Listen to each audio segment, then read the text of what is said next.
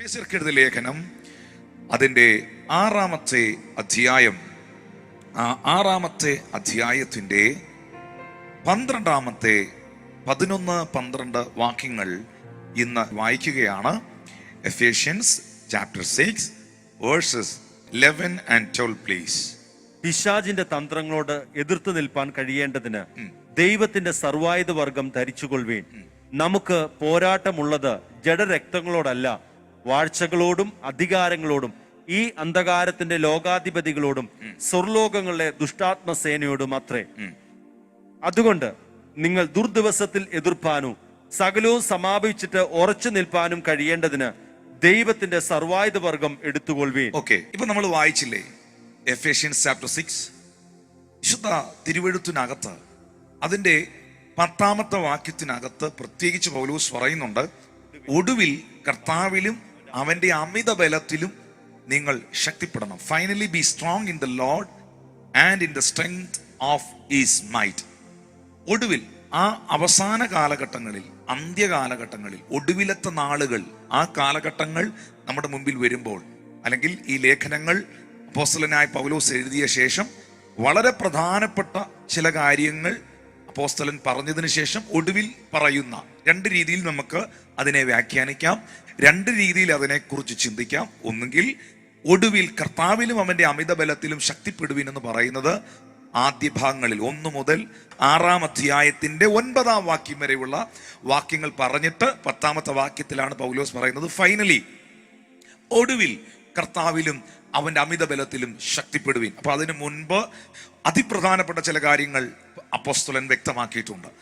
എന്നാൽ അതിന്റെ ഒരു മറുഭാഗം കൂടെ പറയാമോ? ഫൈനലി എന്നുള്ളതിന് ഒടുവിൽ, അന്ത്യകാലഘട്ടത്തിൽ, അവസാന നാളുകൾ അടുക്കും തോറും, ആ അവസാന നാളുകളിലേക്ക് നാം വരും തോറും കർത്താവിലും അവന്റെ അമിത ബലത്തിലും നാം ശക്തിപ്പെടേണ്ടത് വളരെ ആവശ്യമാണ്. നമുക്കെല്ലാവർക്കും അറിയാം, നമ്മളെല്ലാവരും ഈ ലോകം മുഴുവൻ കർത്താവിന്റെ വരവിനോടുള്ള ബന്ധത്തിൽ ഏറ്റവും ഒരുങ്ങിക്കൊണ്ടിരിക്കുകയാണ്. അല്ലെങ്കിൽ യേശു ക്രിസ്തുവിന്റെ വരവ് അതിവിദൂരമല്ല. നമ്മളൊരു അന്ത്യകാലഘട്ടത്തിൽ നിൽക്കുന്നവരാണ്. നമ്മൾ അന്ത്യകാലഘട്ടത്തിൽ നിന്നുകൊണ്ടാണ് ദൈവത്തിന്റെ വചനം ശുശ്രൂഷിക്കുന്നതും ദൈവവചനം കേട്ടുകൊണ്ടിരിക്കുന്നതും. ഏതു സമയവും കാഹളം ധ്വനിക്കാം, ഏതു സമയവും ഉൽപ്രാപണം നടക്കാം, ഏതു സമയവും വിശുദ്ധന്മാർ ഈ ഭൂമിയിൽ നിന്ന് എടുക്കപ്പെടാം, ഏതു സമയവും കർത്താവ് മടങ്ങി വരാം. അതേത് സമയമെന്ന് നമുക്കറിയത്തില്ല. എന്നാൽ യേശു ക്രിസ്തു പറഞ്ഞ തൻ്റെ വരവിനോടുള്ള ബന്ധത്തിൽ താൻ അറിയിച്ച ലക്ഷ്യങ്ങളും ലക്ഷണങ്ങളും നാം ലോകത്തിൽ കണ്ടുകൊണ്ടിരിക്കുകയാണ്. ഇവിടെ ഒടുവിൽ കർത്താവിലും അവന്റെ അമിത ബലത്തിലും നിങ്ങൾ ശക്തിപ്പെടണം, ആ ദൈവശക്തിയാൽ നിങ്ങൾ നിറയണം എന്ന് പറഞ്ഞിട്ട് 11-ാമത്തെ വാക്യത്തിൽ പൗലോസ് പറയുന്നു, പിശാചിന്റെ തന്ത്രങ്ങളോട് എതിർത്തു നിൽക്കുവാൻ കഴിയേണ്ടതിന് നിങ്ങൾ ദൈവത്തിന്റെ സർവായുധ വർഗത്തെ നിങ്ങൾ ധരിക്കണം. നമുക്ക് പോരാട്ടമുള്ളത് ജഡരക്തങ്ങളോടല്ല, വാഴ്ചകളോടും അധികാരങ്ങളോടും ഈ അന്ധകാരത്തിന്റെ ലോകാധിപതികളോടും സ്വർലോകങ്ങളിലെ ദുഷ്ടാത്മസേനയോടും അത്രേ. ഇവിടെ നമുക്ക് പോരാട്ടം ഉണ്ട് എന്നുള്ളത്, ഒരു ഫൈറ്റിംഗ് ഇവിടെ ഉണ്ട് എന്നുള്ളത് വളരെ വ്യക്തമായ കാര്യമാണ്.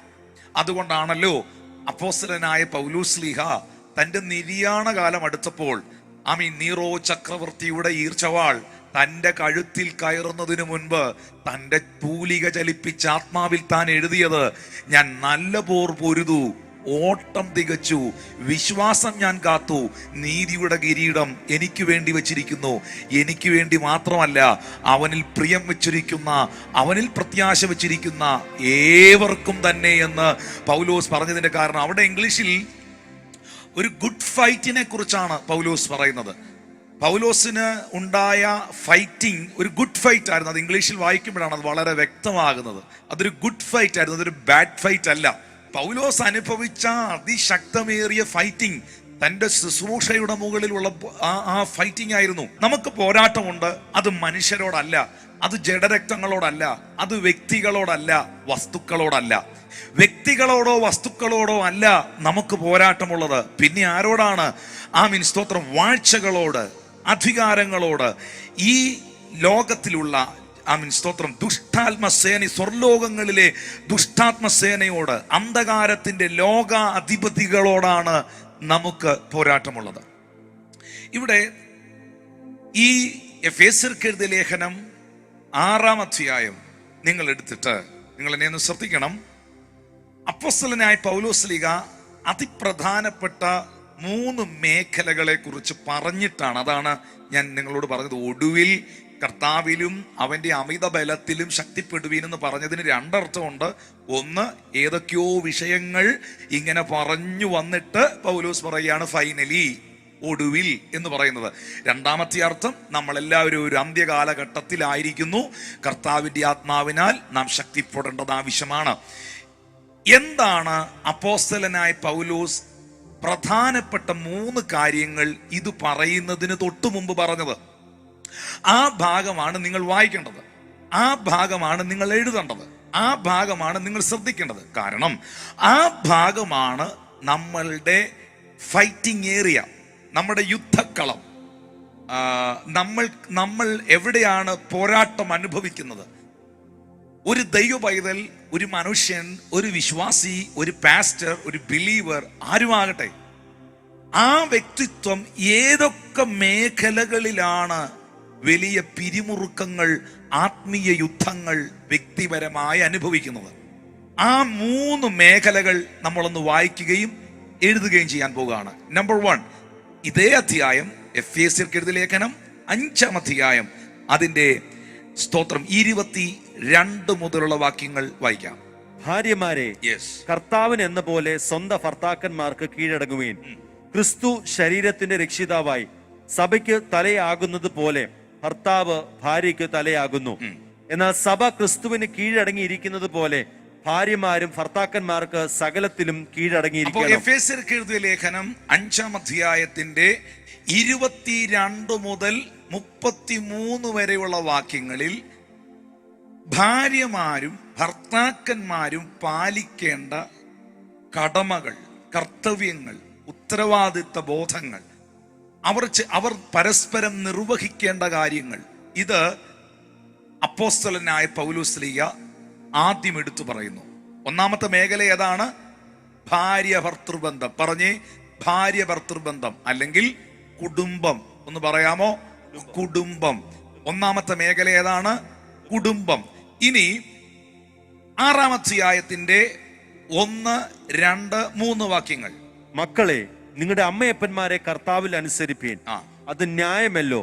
നിനക്ക് നന്മയുണ്ടാകുവാനും നീ ഭൂമിയിൽ ദീർഘായുസ്സോടിരിപ്പാനും നിന്റെ അപ്പനെയും അമ്മയെയും ബഹുമാനിക്ക എന്നത് വാഗ്ദത്തത്തോടു കൂടിയ ആദ്യ കൽപ്പനയാകുന്നു. പിതാക്കന്മാരെ, നിങ്ങളുടെ മക്കളെ കോപിപ്പിക്കാതെ കർത്താവിന്റെ ബാലശിക്ഷയിലും പഥ്യോപദേശത്തിലും പോറ്റി വളർത്തുകയും. 2-ാമത്തെ മേഖല എഫേസ്യർ 6-ന്റെ 1, 2, 3, 4 വാക്യങ്ങൾ. 2-ാമത്തെ മേഖല മക്കളും മാതാപിതാക്കളുമായുള്ള ബന്ധം. 1-ാമത്തെ മേഖല ഏതാണ്? ഭാര്യ ഭർത്തൃബന്ധം. 2-ാമത്തെ മേഖല ഏതാണ്? അപ്പോസ്തലൻ പറയുന്നത് മക്കളും മാതാപിതാക്കളും തമ്മിലുള്ള ബന്ധം, അവർ പരസ്പരം ചെയ്യേണ്ട കടമകൾ, കർത്തവ്യങ്ങൾ. മക്കൾ എന്ത് ചെയ്യണം? മക്കൾ മാതാപിതാക്കളെ അനുസരിക്കണം, മക്കൾ മാതാപിതാക്കളെ ബഹുമാനിക്കണം. എന്തിനു വേണ്ടി? നന്മയുണ്ടാകാനും അവർക്ക് ഭൂമിയിൽ ദീർഘായുസ് ലഭിക്കാനും. നേരെ തിരിച്ച് 4-ാമത്തെ വാക്യത്തിൽ മാതാപിതാക്കളോട് പറയുന്നു, പിതാക്കന്മാരെ, പേരൻസിനോട് പറയുകയാണ്, നിങ്ങളുടെ മക്കളെ കോപിപ്പിക്കാതെ കർത്താവിന്റെ ബാലശിക്ഷയിലും പഥ്യോപദേശത്തിലും പോറ്റി വളർത്തണം. പേരൻസിനോട് പറയുകയാണ്, പിള്ളേരോട് മെക്കിട്ട് കയറാൻ നിൽക്കരുത്, തൊട്ടതിനും പിടിച്ചതിനും എല്ലാം എടുത്തിട്ട് അടിക്കാൻ നിൽക്കരുത്, അവരെ നിങ്ങൾ വെറുതെ ചൂടാക്കരുത്. നമ്മൾ ഈ ആദ്യത്തെ വാക്യം പറഞ്ഞ പിള്ളേരോട് എതിർത്ത് നിൽക്കുന്നേ, എന്നാൽ താഴെ വേറൊരു വാക്യം കൂടെ കിടപ്പുണ്ട്. പിതാക്കന്മാരെ, പേരൻസിനോട് പറയുന്നു, നിങ്ങളുടെ മക്കളെ കോപിപ്പിക്കാതെ കർത്താവിന്റെ ബാലശിക്ഷയിലും പഥ്യോപദേശത്തിലും പോറ്റി വളർത്തും. അപ്പോൾ മക്കളും മാതാപിതാക്കളും തമ്മിലുള്ള ബന്ധത്തെക്കുറിച്ചാണ് 2-ാമത്തെ ഏരിയ. ഇനി 3-ാമത്തെ മേഖല ഏതാണെന്ന് ഞാൻ പറയാം. അതിന്റെ 5 മുതലുള്ള വാക്യങ്ങൾ. ദാസന്മാരെ, ജഡപ്രകാരം യജമാന്മാരായവരെ ക്രിസ്തുവിനെ പോലെ തന്നെ ഹൃദയത്തിന്റെ ഏകാഗ്രതയിൽ ഭയത്തോടും വിറയലോടും കൂടെ അനുസരിപ്പീൻ. മനുഷ്യരെ പ്രസാദിപ്പിക്കുന്നവരെ പോലെ ദൃഷ്ടി സേവയാലല്ല, ക്രിസ്തുവിന്റെ ദാസന്മാരെ പോലെ ദൈവേഷ്ടം മനസ്സോടെ ചെയ്തും മനുഷ്യരെയല്ല കർത്താവിനെ തന്നെ പ്രീതിയോടെ സേവിച്ചുകൊണ്ട് അനുസരിപ്പീൻ. ദാസനോ സ്വതന്ത്രനോ ഓരോരുത്തരും ചെയ്യുന്ന നന്മയ്ക്ക് കർത്താവിൽ നിന്ന് പ്രതിഫലം പ്രാപിക്കുമെന്ന് നിങ്ങൾ അറിയുന്നുവല്ലോ. യജമാന്മാരെ, അവരുടെയും നിങ്ങളുടെയും യജമാനൻ സ്വർഗത്തിൽ ഉണ്ടെന്നും അവന്റെ പക്കൽ മുഖപക്ഷമില്ലെന്നും അറിഞ്ഞുകൊണ്ട് അങ്ങനെ തന്നെ അവരോട് പെരുമാറുകയും ഭീഷണി വാക്ക് ഒഴിക്കുകയും ചെയ്യുകയും. മൂന്നാമത്തെ മേഖല എന്ന് പറയുന്നത് സ്ലേവ്സ് ആൻഡ് മാസ്റ്റേഴ്സ്, യജമാനന്മാരും താഴെ നിൽക്കുന്ന ജോലിക്കാരും, ബോസും ബോസിന്റെ കൂടെ പണിയെടുക്കുന്നവരും. അപ്പൊ ബോസ് എന്താ ചെയ്യേണ്ടത്, പണിയെടുക്കുന്നവൻ എന്താ ബോസിനോട് ചെയ്യേണ്ടത്, ബോസിന്റെ കൂടെ നിൽക്കുന്നവരോട് അല്ലെങ്കിൽ യജമാനന്റെ കൂടെ നിൽക്കുന്നവരോട് യജമാനന്റെ മനോഭാവം എന്നായിരിക്കണം, ഈ യജമാനന്റെ കൂടെ നിൽക്കുന്ന തൊഴിലാളികൾക്ക് അവരുടെ മനോഭാവം എന്തായിരിക്കണം എന്നാണ് ആദ്യം ശ്രദ്ധിക്കേണ്ടത്. അതുകൊണ്ടാണ് അതിന്റെ 9-ാമത്തെ വാക്യത്തിൽ യജമാനന്മാരോട്, അതോറിറ്റിയിൽ അധികാരത്തിലിരിക്കുന്നവരോട്, നിങ്ങൾക്ക് മീതെ ഉള്ളവരോട് ദൈവം പറയുന്നത്, യജമാനന്മാരെ, സീനിയർ പാസ്റ്ററെ, അല്ലെങ്കിൽ ബോസേ, കമ്പനിയുടെ ചെയർമാനെ, അവരുടെയും നിന്റെ കൂടെ പണിയെടുക്കുന്നവന്റെയും നിന്റെയും യജമാനൻ സ്വർഗത്തിലുണ്ടെന്ന് നീ ആദ്യം മനസ്സിലാക്കണം. Praise God. അവന്റെ പക്കൽ മുഖപക്ഷം ഇല്ലെന്ന് അറിഞ്ഞുകൊണ്ട് അങ്ങനെ തന്നെ അവരോട് പെരുമാറുകയും ഭീഷണി വാക്ക് ഒഴിവാക്കുകയും ചെയ്യുവിൻ. നിന്റെ കൂടെ നിൽക്കുന്നവനെയൊക്കെ കാണിച്ചു തരും എന്നൊക്കെ ഭീഷണി പറയുമ്പോൾ മേളിൽ ഇരുന്ന് ഒരുത്തൻ ഇതെല്ലാം കാണുന്നുണ്ട്. രണ്ടുപേർക്കും അപ്പായ ഒന്നാണ്, നിന്നെ രണ്ടുപേരെയും കസ്റ്റഡിയിൽ എടുക്കും പുള്ളി. Praise God, hallelujah. അപ്പോ ദാസനും യജമാനനും തമ്മിലുള്ള ബന്ധം, ഈ 3 പ്രധാനപ്പെട്ട മേഖല, ഈ 3 പ്രധാനപ്പെട്ട ഏരിയ. 1-ാമത്തെ മേഖല ഏതാണ്? ഭാര്യമാരും ഭർത്താക്കന്മാരും, കുടുംബം. 2-ാമത്തെ മേഖല ഏതാണ്? മക്കളും മാതാപിതാക്കളും. 3-ാമത്തെ മേഖല ഏതാണ്? ദാസന്മാരും യജമാനന്മാരും. ഇത്രേ ഉള്ളൂ ജീവിതം. ഈ പറയപ്പെട്ട 3 കൂട്ടത്തിൽ ഏതെങ്കിലും ഒരു കൂട്ടത്തിൽ നിങ്ങളുണ്ട്. ഒന്നീ നിങ്ങളൊരു ഭാര്യയാണ്, അല്ലേ നിങ്ങളൊരു ഭർത്താവാണ്. ഒന്നീ നിങ്ങൾ ഒരു മകനാണ്, അല്ലേ നിങ്ങളൊരു മകളാണ്, മക്കളാണ്. ഒന്നെങ്കിൽ നിങ്ങളൊരു ദാസനാണ്, അല്ലെങ്കിൽ നിങ്ങളൊരു യജമാനനാണ്. ഒന്നെങ്കിൽ നിങ്ങളൊരു അപ്പയാണ്, അല്ലെങ്കിൽ നിങ്ങളൊരു അമ്മയാണ്. ഇത്രയാണ് മനുഷ്യന്റെ ഈ 3 മേഖലകളിലൂടെ മാത്രമാണ് 90 വയസ്സ് വരെ ജീവിച്ചാലും നമ്മൾ യാത്ര ചെയ്യുന്നത്. ഇതിനപ്പുറത്ത് നമുക്ക് ദൂതനാകാൻ പറ്റുകയല്ലോ. അപ്പൊ നമുക്ക് ഈ 3 ഏരിയയേ ഉള്ളൂ. 1-ാമത്തെ മേഖല എന്ന് പറയുന്നത് ഭാര്യ ഭർതൃബന്ധം.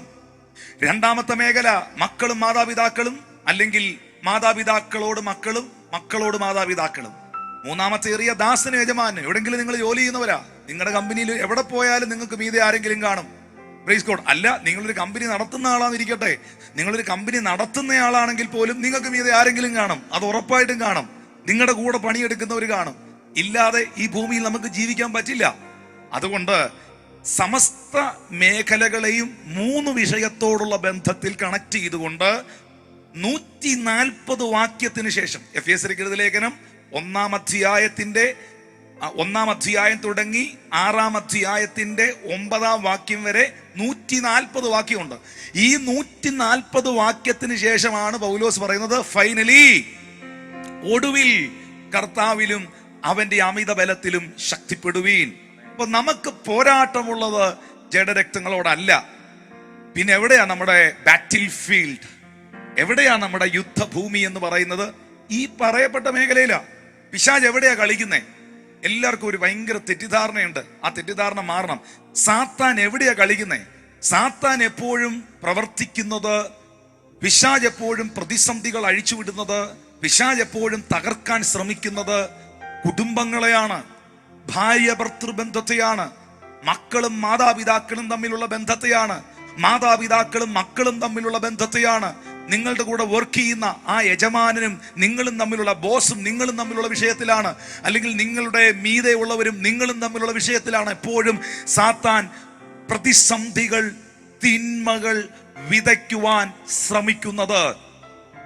എന്നാൽ ഈ 3 മേഖലകളെയും ഇന്നത്തെ വചന കേൾവിയിലൂടെ പ്രാർത്ഥനയോടെ നമുക്ക് വിജയിക്കാൻ കഴിഞ്ഞാൽ അവരാണ് ഫൈനലി പൗലോസിനെ പോലെ പറയാൻ കഴിയുന്നത്, ഞാൻ നല്ല പോർ പൊരുതു, ഞാൻ നല്ല പോർ പൊരുതു, ഞാൻ ഓട്ടം തികച്ചു, എന്റെ വിശ്വാസം ഞാൻ കാത്തു, ഇനി നീതിയുടെ കിരീടം എനിക്ക് വേണ്ടി വെച്ചിരിക്കുന്നു. ഹല്ലേലൂയ. അതിന്റെ ആദ്യത്തെ ഭാഗം ഞാൻ എടുക്കുകയാണ്. ഭാര്യ ഭർതൃബന്ധം അഥവാ കുടുംബം എന്ന വിഷയത്തിൽ എല്ലാവരും വായി തുറന്ന് പറഞ്ഞേ, കുടുംബം. ഈ ആദ്യം മുതൽക്ക് തന്നെ സാത്താൻ ഫോക്കസ് ചെയ്തത്, അല്ലെങ്കിൽ അന്ധകാര ശക്തി തകർക്കുവാനായി ശ്രമം നടത്തിയത് കുടുംബത്തെയാണ്. അവൻ എപ്പോഴും കുടുംബങ്ങളോട് ശത്രുതയുണ്ട്. കുടുംബത്തിനകത്ത് സ്വസ്ഥത കളയുക, കുടുംബത്തിനകത്ത് അവിശ്വാസം, സംശയം, തിന്മകൾ വിതയ്ക്കുക, കുടുംബജീവിതത്തെ സ്വസ്ഥതയോടെ കൊണ്ടുപോകാതിരിക്കുക. ഇങ്ങനെ പൈശാചിക ശക്തികൾ, അത് ഒരു പ്രത്യേക കൂട്ടത്തിൽ മാത്രമല്ല. നിങ്ങൾ ചിന്തിക്കരുത്, പ്രാർത്ഥിക്കുന്നവരുടെ ജീവിതത്തിൽ മാത്രമല്ല, പ്രാർത്ഥിക്കുന്നവരുടെയും പ്രാർത്ഥിക്കാത്തവരുടെ ഒക്കെ ജീവിതത്തിൽ. നമ്മൾ കരുതും അവരൊക്കെ അങ്ങനെ സംഭവിച്ചത് അവൻ ദൈവത്തെ അറിയാതെ ജീവിച്ചുകൊണ്ടാ.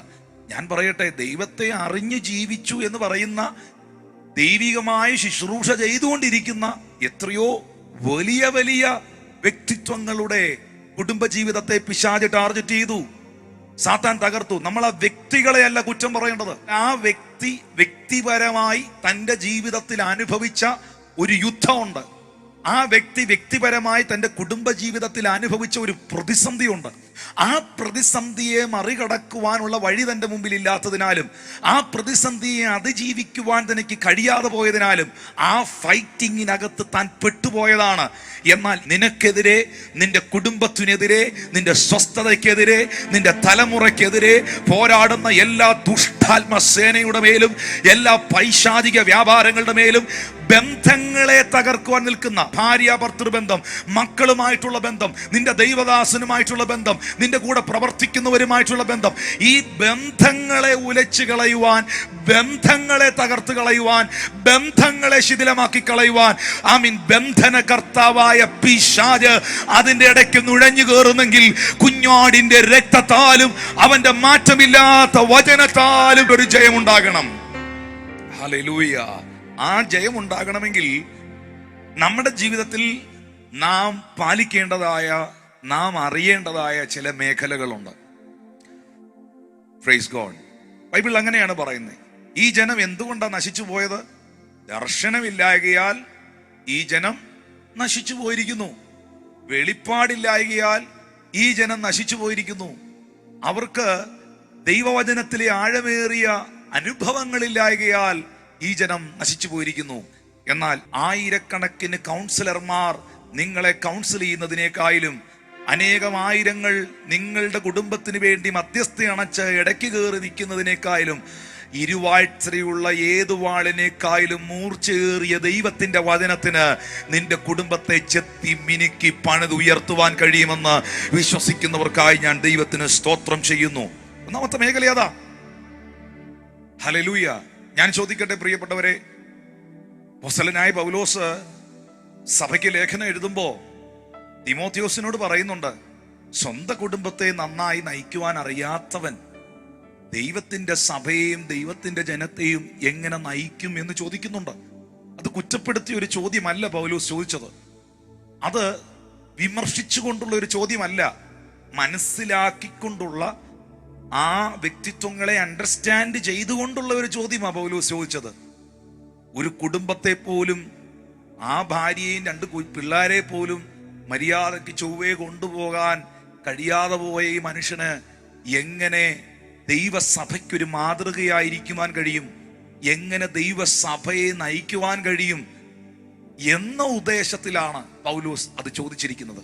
ആ ചോദ്യം വളരെ ശരിയായ ചോദ്യം തന്നെയാണ്. കാരണം ഞാനും നിങ്ങളും ഓരോരുത്തരും ഈ ഭൂമിയിൽ പ്രകാശിക്കുന്ന ജ്യോതിസുകളാണ്, വിളക്കുകളാണ്, മാതൃകയുള്ള ജീവിതം നയിക്കേണ്ട വ്യക്തിത്വങ്ങളാണ്. അങ്ങനെയാണെങ്കിൽ നമ്മുടെ കുടുംബത്തെ കയറി കളിക്കുന്ന, കുടുംബത്തെ തകർക്കാൻ നോക്കുന്ന, കുടുംബജീവിതത്തെ ഉലച്ചു കളയാൻ നോക്കുന്ന, ബന്ധങ്ങളെ ശിഥിലമാക്കാൻ ശ്രമിക്കുന്ന പൈശാചിക മേഖലകളെ നമുക്ക് ജയിക്കാം. ചേർന്ന് ദൈവത്തിന് സ്തോത്രം ചെയ്യാമോ? അതിന് ഒന്നാമതായിട്ട് വേണ്ടത് എന്നാണെന്നറിയാമോ?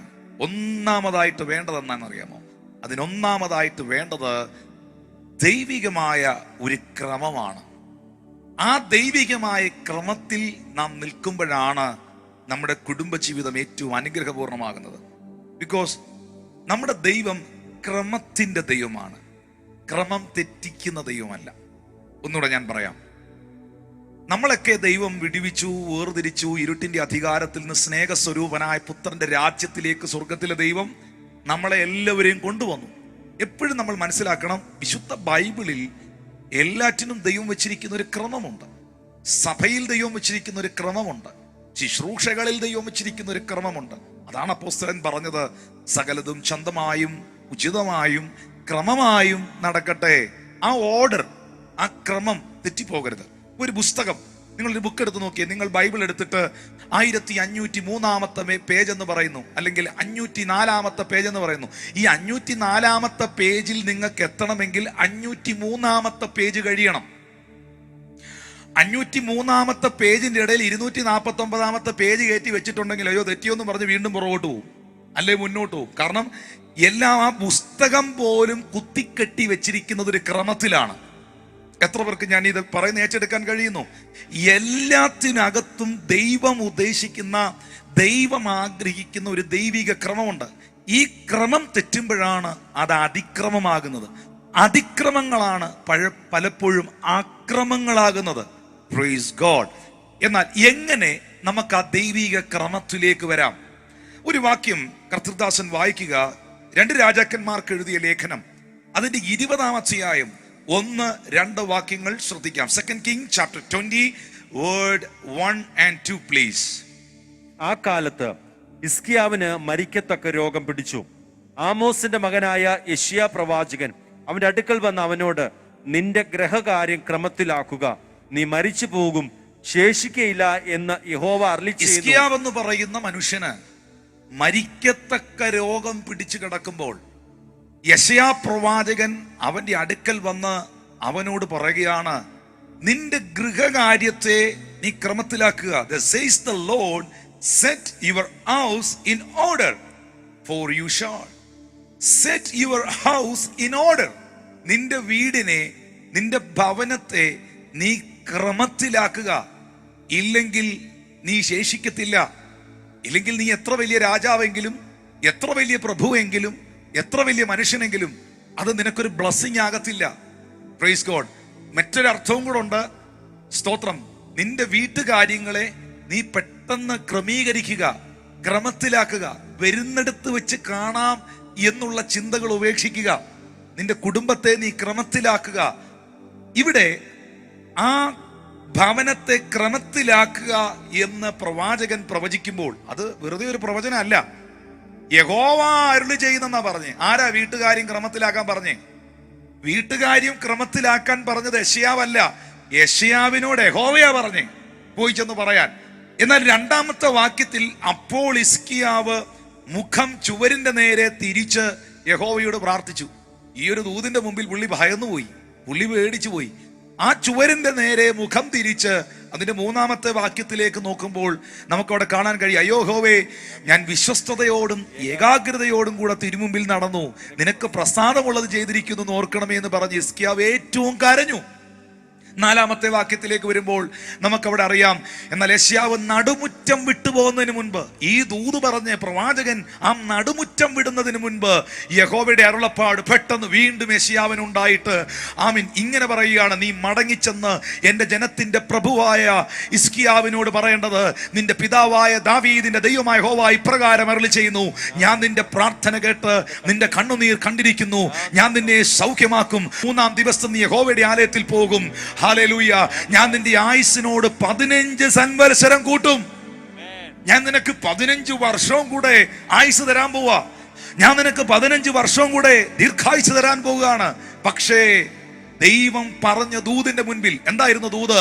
നിന്റെ ഗൃഹകാര്യത്തെ, നിന്റെ വീട്ടുകാര്യത്തെ നീ ക്രമത്തിലാക്കുക എന്ന് പറഞ്ഞ ദൂതിന്റെ മുൻപിൽ ഹിസ്കിയാവ് എന്ന് പറയുന്ന മനുഷ്യൻ നിരാശനായി വളരെ ഭയത്തോടെ ആകുലതയോടെ ദൈവസന്നിധിയിൽ പൊട്ടിക്കരയുമ്പോൾ ദൈവത്തിന്റെ ആലോചന വീണ്ടും അവന് ലഭിക്കുന്നു. ഇല്ല ഹിസ്കിയാവേ, നീ തകരാൻ പോകുകയല്ല, നീ മരിക്കാൻ പോകുകയല്ല, നിന്റെ ആയുസ്സിനോട് കൂടെ 15 വർഷവും കൂടെ ഞാൻ നിനക്ക് കൂട്ടിത്തരാൻ പോകുകയാണ്. എന്നെ കണ്ടുകൊണ്ടിരിക്കുന്ന, എന്നെ കേട്ടുകൊണ്ടിരിക്കുന്ന ഏതൊക്കെയോ വ്യക്തികളോട് സ്വർഗത്തിലെ ദൈവം അറിയിക്കുകയാണ്, നിന്റെ പ്രാർത്ഥനയുടെ മുൻപിൽ, നിന്റെ അനുതാപത്തിന്റെ മുൻപിൽ, നിന്റെ ക്രമീകരണത്തിന്റെ മുൻപിൽ, നിന്റെ ഉപവാസത്തിന്റെ മുൻപിൽ, നിന്റെ ഏൽപ്പിച്ചു കൊടുക്കലിന് മുൻപിൽ സ്വർഗത്തിലെ ദൈവം നിനക്ക് ദീർഘായുസ്സ് നൽകി മാനിക്കുവാൻ അവൻ വിശ്വസ്തനായ ദൈവമാണ്. ശബ്ദമുയർത്തി കർത്താവിന് സ്തോത്രം ചെയ്യാം. എനിക്ക് അവിടെ എടുത്തു പറയാനുള്ളത്, നിന്റെ ഗൃഹകാര്യത്തെ നീ ക്രമത്തിലാക്കുക എന്ന പദം ദൈവം അരുളി ചെയ്തതാണ്. ഇപ്പൊ എല്ലാത്തിനകത്തും ദൈവം എന്താഗ്രഹിക്കുന്നു? ഒരു ക്രമമുണ്ട്. നമുക്കറിയാം, ഒരു ട്രെയിൻ ഓടുന്നത് ട്രാക്കിലൂടെയാണ്. ആ ട്രാക്കിലൂടെ ട്രെയിൻ ഓടുന്നത് കൊണ്ട് വളരെ സ്മൂത്ത് ആയിട്ടാണ് ആ ട്രെയിൻ പോയിക്കൊണ്ടിരിക്കുന്നത്. നമുക്ക് നമ്മുടെ നാട്ടിൽ അല്ലെങ്കിൽ ലോകത്തിൽ എവിടെ പോയാലും, ഞാൻ വിമാനത്തിൽ യാത്ര ചെയ്യുന്നതിനെ വെച്ച് കമ്പയർ ചെയ്യുന്നില്ല, കരയിലൂടെ പോകുന്ന വാഹനങ്ങളിൽ ഏറ്റവും നല്ല യാത്രാസുഖം അനുഭവിച്ചിട്ടുള്ളത് ട്രെയിനകത്ത് തന്നെയാണ്. വില കൂടിയ വണ്ടി പോയാലും ചെറിയ വണ്ടി പോയാലും ഏത് വണ്ടി പോയാലും ഒരു ടെൻഷൻ ഉണ്ട്, ഒരു വ്യാകുലതയുണ്ട്, അല്ലെങ്കിൽ എപ്പോൾ അങ്ങ് ചെല്ലും, ട്രാഫിക്, ബ്ലോക്ക്, പിന്നെ കഡർ, അങ്ങനെ ഒരുപാട് പ്രശ്നങ്ങളാണ്. പക്ഷെ ട്രെയിനകത്ത് യാത്ര ചെയ്യുന്ന ആൾ വളരെ കൂളായിട്ടാണ് പോകുന്നത്. പുള്ളി ഇടയ്ക്ക് ഭക്ഷണം കഴിക്കുന്നുണ്ട്, ഇടയ്ക്ക് പുള്ളി പുസ്തകങ്ങൾ വായിക്കുന്നുണ്ട്, കാഴ്ചകൾ കാണുന്നുണ്ട്, കിടന്നുറങ്ങുന്നുണ്ട്, പല കാര്യങ്ങളും ചെയ്യുന്നുണ്ട്. ഈ ട്രെയിൻ ഓടിക്കുന്ന ലോക്കോ പൈലറ്റിനെ ശ്രദ്ധിച്ചിട്ടുണ്ടോ? അവരിടയ്ക്കിടയ്ക്ക് സിഗ്നൽ മാത്രമേ നോക്കാറുള്ളൂ. അവർ ഭയങ്കര ടെൻസ്ഡ് ഒന്നുമല്ല. ട്രെയിൻ ഓടിക്കുന്ന ലോക്കോ പൈലറ്റ് വളരെ കാം ആൻഡ് കൂളായിട്ടാണ് പോകുന്നത്. കാരണം അത് ട്രാക്കിലാണ്. ട്രാക്കിൽ നിന്നാൽ അതിനകത്തൊരു സ്മൂത്ത്നെസ് ഉണ്ട്. ഒന്ന് പറയാമോ? ട്രാക്കിൽ നിന്നാൽ അതിനകത്തൊരു സ്മൂത്ത്നെസ് ഉണ്ട്. അത് കുടുംബത്തിലാണെങ്കിലും സഭയിലാണെങ്കിലും ജീവിതത്തിന്റെ എല്ലാ മേഖലയിലും ആ കറക്റ്റ് ട്രാക്കിൽ നിന്നാൽ അനുഭവിക്കുന്ന ഒരു സ്വസ്ഥതയുണ്ട്. നമ്മുടെ വീട്ടിലെ കതകുകൾ, ജനാലകൾ നിങ്ങൾ ശ്രദ്ധിച്ചാൽ അറിയാം, അതിന്റെ സൈഡിലെല്ലാം വിജാവരിയുണ്ട്, കൊളുത്തുകൾ പിടിപ്പിച്ചിട്ടുണ്ട്. അപ്പൊ ഈ കൊളുത്തുകൾ ഏതെങ്കിലും ഒന്ന് ഇളകിയാൽ, അല്ലെങ്കിൽ കറക്റ്റ് ഒരു ഓർഡറില്ല, കറക്റ്റായിട്ട് നിങ്ങൾ പിടിച്ചടയ്ക്കുമ്പോൾ വിടവുകളില്ലാതെ അടയുന്ന കണ്ടിട്ടുണ്ടോ? ഈ കതകാണെങ്കിലും ജനാലകളാണെങ്കിലും വിടവുകളില്ലാതെ അത് അടയുന്നതിന്റെ കാരണം അത് കൃത്യമായ ഒരു ഓർഡറിൽ നിൽക്കുന്നത് കൊണ്ടാണ്, കൃത്യ അളവിൽ നിൽക്കുന്നത് കൊണ്ടാണ്. എന്നാൽ എപ്പോഴെങ്കിലും ഇതിന്റെ വിജാവരികൾ ഇളകുകയോ അതൊന്ന് മഴയത്തോ വെയിലത്തോ കിളന്നു പോകുകയോ ചെയ്താൽ ഇത് അടയ്ക്കാൻ പറ്റുമോ? എന്നാ പാടാ ഇത് വലിച്ചടയ്ക്കാൻ. അപ്പോ ഈ ജനലും കതകും അവശബ്ദം പുറപ്പെടുവിക്കുന്ന എപ്പോഴാ? ഇത് അവശബ്ദം പുറപ്പെടുവിച്ചത് ഇതിന്റെ ക്രമം തെറ്റിയപ്പോഴാ. ഇതിന്ന് കരയാൻ തുടങ്ങിയത് ഇത് ക്രമം തെറ്റിയപ്പോഴാ. അപ്പോ ആ ക്രമത്തിൽ നിന്നാൽ, ആ ഓർഡറിൽ നിന്നാൽ അത് സ്മൂത്തായിട്ട് അടയും, സ്മൂത്തായിട്ട് തുറക്കും, ക്ലോസ് ചെയ്യാം, ഓപ്പൺ ചെയ്യാം. ഇതുപോലെ തന്നെ ഭാര്യ ഭർത്തൃബന്ധത്തിലും, മക്കൾ മാതാപിതാക്കൾ തമ്മിലുള്ള ബന്ധത്തിലും, വിശ്വാസികളും ദൈവപുരുഷനും തമ്മിലുള്ള ബന്ധത്തിലും, സ്തോത്രം, യജമാനനും ദാസനും തമ്മിലുള്ള ബന്ധത്തിലും, സഹശുശ്രൂഷകർ തമ്മിലുള്ള ബന്ധത്തിലും എല്ലാം ദൈവം തമ്പുരാൻ വെച്ചിരിക്കുന്ന ഒരു ദൈവീകമായ ക്രമമുണ്ട്. അത് ഞാൻ വെറുതെ പറഞ്ഞതല്ല, സഭയിൽ ഉണ്ടെന്നുള്ളത് വെറുതെ പറഞ്ഞതല്ല. 1 തീമോത്തിയോസിന്റെ ലേഖനം 3-ാം അധ്യായം 14-15 വാക്യം, ഞാൻ വേഗത്തിൽ നിന്റെ അടുക്കൽ വരുമെന്ന് ആശിക്കുന്നു. 1 Timothy chapter 3 verse 14 and 15. ഞാൻ വേഗത്തിൽ നിന്റെ അടുക്കൽ വരുമെന്ന് ആശിക്കുന്നു, താമസിച്ചു പോയാലോ സത്യത്തിന്റെ തൂണും അടിസ്ഥാനവുമായി ജീവനുള്ള ദൈവത്തിന്റെ സഭയാകുന്ന ദേവാലയത്തിൽ നടക്കേണ്ടത് എങ്ങനെയെന്ന് നീ അറിയേണ്ടതിന്. നീ ദൈവത്തിന്റെ സഭയിൽ എങ്ങനെ നടക്കണം എന്ന് നീ അറിയണം. തിമോത്തിയോസിനോട് പൗലോസ് പറയുകയാണ്, ദൈവസഭയിൽ നീ എങ്ങനെയാണ് നടക്കേണ്ടതെന്ന് നീ അറിയണം. എങ്ങനെയും നടക്കാൻ, എന്തേലും കാണിക്കാനുള്ള ഇടമല്ല സഭ. ജീവനുള്ള ദൈവത്തിന്റെ സഭയിൽ നീ എങ്ങനെ ആയിരിക്കണം, എങ്ങനെ നടക്കണം, എങ്ങനെ പെരുമാറണം, എങ്ങനെ ഇടപെടണമെന്ന് നീ അറിഞ്ഞിരിക്കണം. കാരണം ദൈവം എല്ലാത്തിനും അതിന്റെ ഹയറാർക്കിയും പ്രോട്ടോക്കോളും വെച്ചിട്ടുണ്ട്. ദൈവം തന്റെ സഭയിൽ 1-ാമത് അപ്പോസ്തലൻ, 2-ാമത് പ്രവാചകൻ, ഇതെല്ലാം ദൈവം തന്നെയാണ് സെറ്റ് ചെയ്തിരിക്കുന്നത്.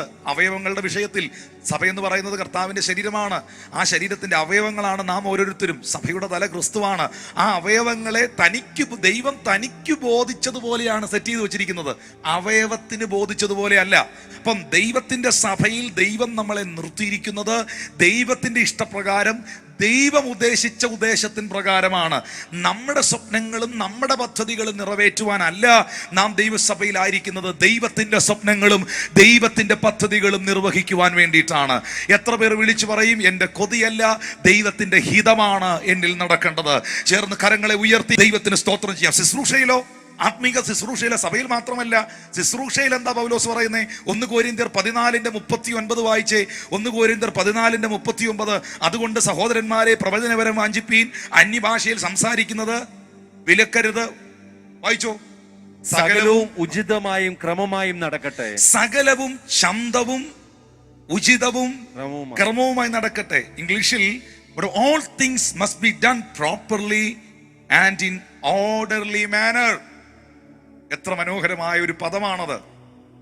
but all things must be done properly, പ്രോപ്പറായി നടക്കട്ടെ. and in orderly manner, അത് ഓർഡറായിട്ട് നടക്കട്ടെ. ദൈവത്തിന്റെ സഭയിലെ ശുശ്രൂഷകൾ, പ്രവചനമെങ്കിൽ അങ്ങനെ, അന്യഭാഷയെങ്കിൽ അങ്ങനെ, സ്തോത്രം ആത്മീക ശുശ്രൂഷയെങ്കിൽ അങ്ങനെ, അത് ചന്തമായിരിക്കണം, അത് ഉചിതമായിരിക്കണം, അതിനകത്ത് ഒരു ക്രമം ഉണ്ടാകണം. നമ്മളിപ്പോ വായിച്ചതിൽ കുടുംബത്തിൽ ഉണ്ടാകേണ്ട ക്രമം ഹിസ്കിയാവിനോട് പറഞ്ഞു, സഭയിൽ ഉണ്ടാകേണ്ട ക്രമം തിമോത്തിയോസിനോട് പറഞ്ഞു, ഓൾ ചർച്ചിനോട്, കൊരിന്ത്യ സഭ പൂർണ്ണമായും അപ്പോസ്തലൻ പറയുന്നു, ശുശ്രൂഷകൾ നടക്കേണ്ടത് ശാന്തവും ഉചിതവും ക്രമവുമായിട്ടായിരിക്കണം. ആ ഓർഡറിൽ കാര്യങ്ങൾ നടക്കട്ടെ. അല്ലാതെ ഇവിടെയൊന്നും വ്യക്തിഹിതങ്ങളല്ല, വ്യക്തിപൂജകളല്ല, വ്യക്തി സ്വഭാവങ്ങൾ വെളിപ്പെടുത്തുകയല്ല. ദൈവസഭ ദൈവത്തിൻ്റെതാണ്. സഭയുടെ ഉടമസ്ഥൻ ക്രിസ്തുവാണ്. യേശുവിന്റെ രക്തത്തിന്റെ വിലയാണ് ദൈവത്തിന്റെ സഭ. സഭയുടെ ഉടമസ്ഥൻ കർത്താവാണെങ്കിൽ, ആത്മാക്കളുടെ ഉടമസ്ഥൻ കർത്താവായ യേശുവാണെങ്കിൽ, ശുശ്രൂഷ തന്നത് കർത്താവായ യേശുവാണെങ്കിൽ, പരിശുദ്ധാത്മാവിനെ തന്നത് കർത്താവായ യേശുവാണെങ്കിൽ, ഇതിനെല്ലാം നാം ഒരിക്കൽ അവനോട് കണക്കു പറയേണ്ടവരാകയാൽ സകലതും ക്രമമായി നടക്കട്ടെ. നമ്മളിപ്പോ വായിച്ചപ്പോ എവിടെയൊക്കെ വെളിപ്പെട്ടു ആ ദൈവക്രമം? കുടുംബത്തിൽ, സഭയിൽ, ശുശ്രൂഷയിൽ, സമസ്ത മേഖലകളിലും. എന്നാൽ പ്രധാനമായും നാം അറിയേണ്ട ഒരു കാര്യം, നമ്മളുടെ കുടുംബത്തിനകത്ത് വെളിപ്പെടേണ്ടതായ ദൈവത്തിന്റെ ക്രമമാണ്. ചേർന്ന് ദൈവത്തിനൊന്ന് സ്തോത്രം ചെയ്യാം. അത് വളരെ പ്രധാനപ്പെട്ട ഒരു മേഖലയായതുകൊണ്ട് ഇപ്പൊ വായിച്ച ആ ഭാഗം, എഫേസ്യർ തന്നെ എടുത്തോ ദൈവദാസനെ, അതിന്റെ 5-ാം അധ്യായം. സഹോദരിമാർ, ഭാര്യമാരെല്ലാരും ഒന്ന് ശ്രദ്ധിച്ച് കേൾക്കണം. ആ ഭാഗം ഒന്ന് വായിച്ചാൽ നന്നായിരിക്കും. ഭാര്യമാരെ, കർത്താവിന് എന്ന പോലെ സ്വന്തം ഭർത്താക്കന്മാർക്ക് കീഴടങ്ങുകയും ക്രിസ്തു ശരീരത്തിന്റെ രക്ഷിതാവായി സഭയ്ക്ക് തലയാകുന്നത് പോലെ ഭർത്താവ് ഭാര്യയ്ക്ക് തലയാകുന്നു. എല്ലാ ഭാര്യമാരും ഈ സത്യം മനസ്സിലാക്കണം. ഭാര്യമാരെ, കർത്താവിനെന്നതുപോലെ സ്വന്തം ഭർത്താക്കന്മാർക്ക് വിധേയപ്പെടുവീൻ. കീഴടങ്ങുവീൻ എന്നല്ല, സബ്മിഷൻ, വിധേയപ്പെടുവീൻ.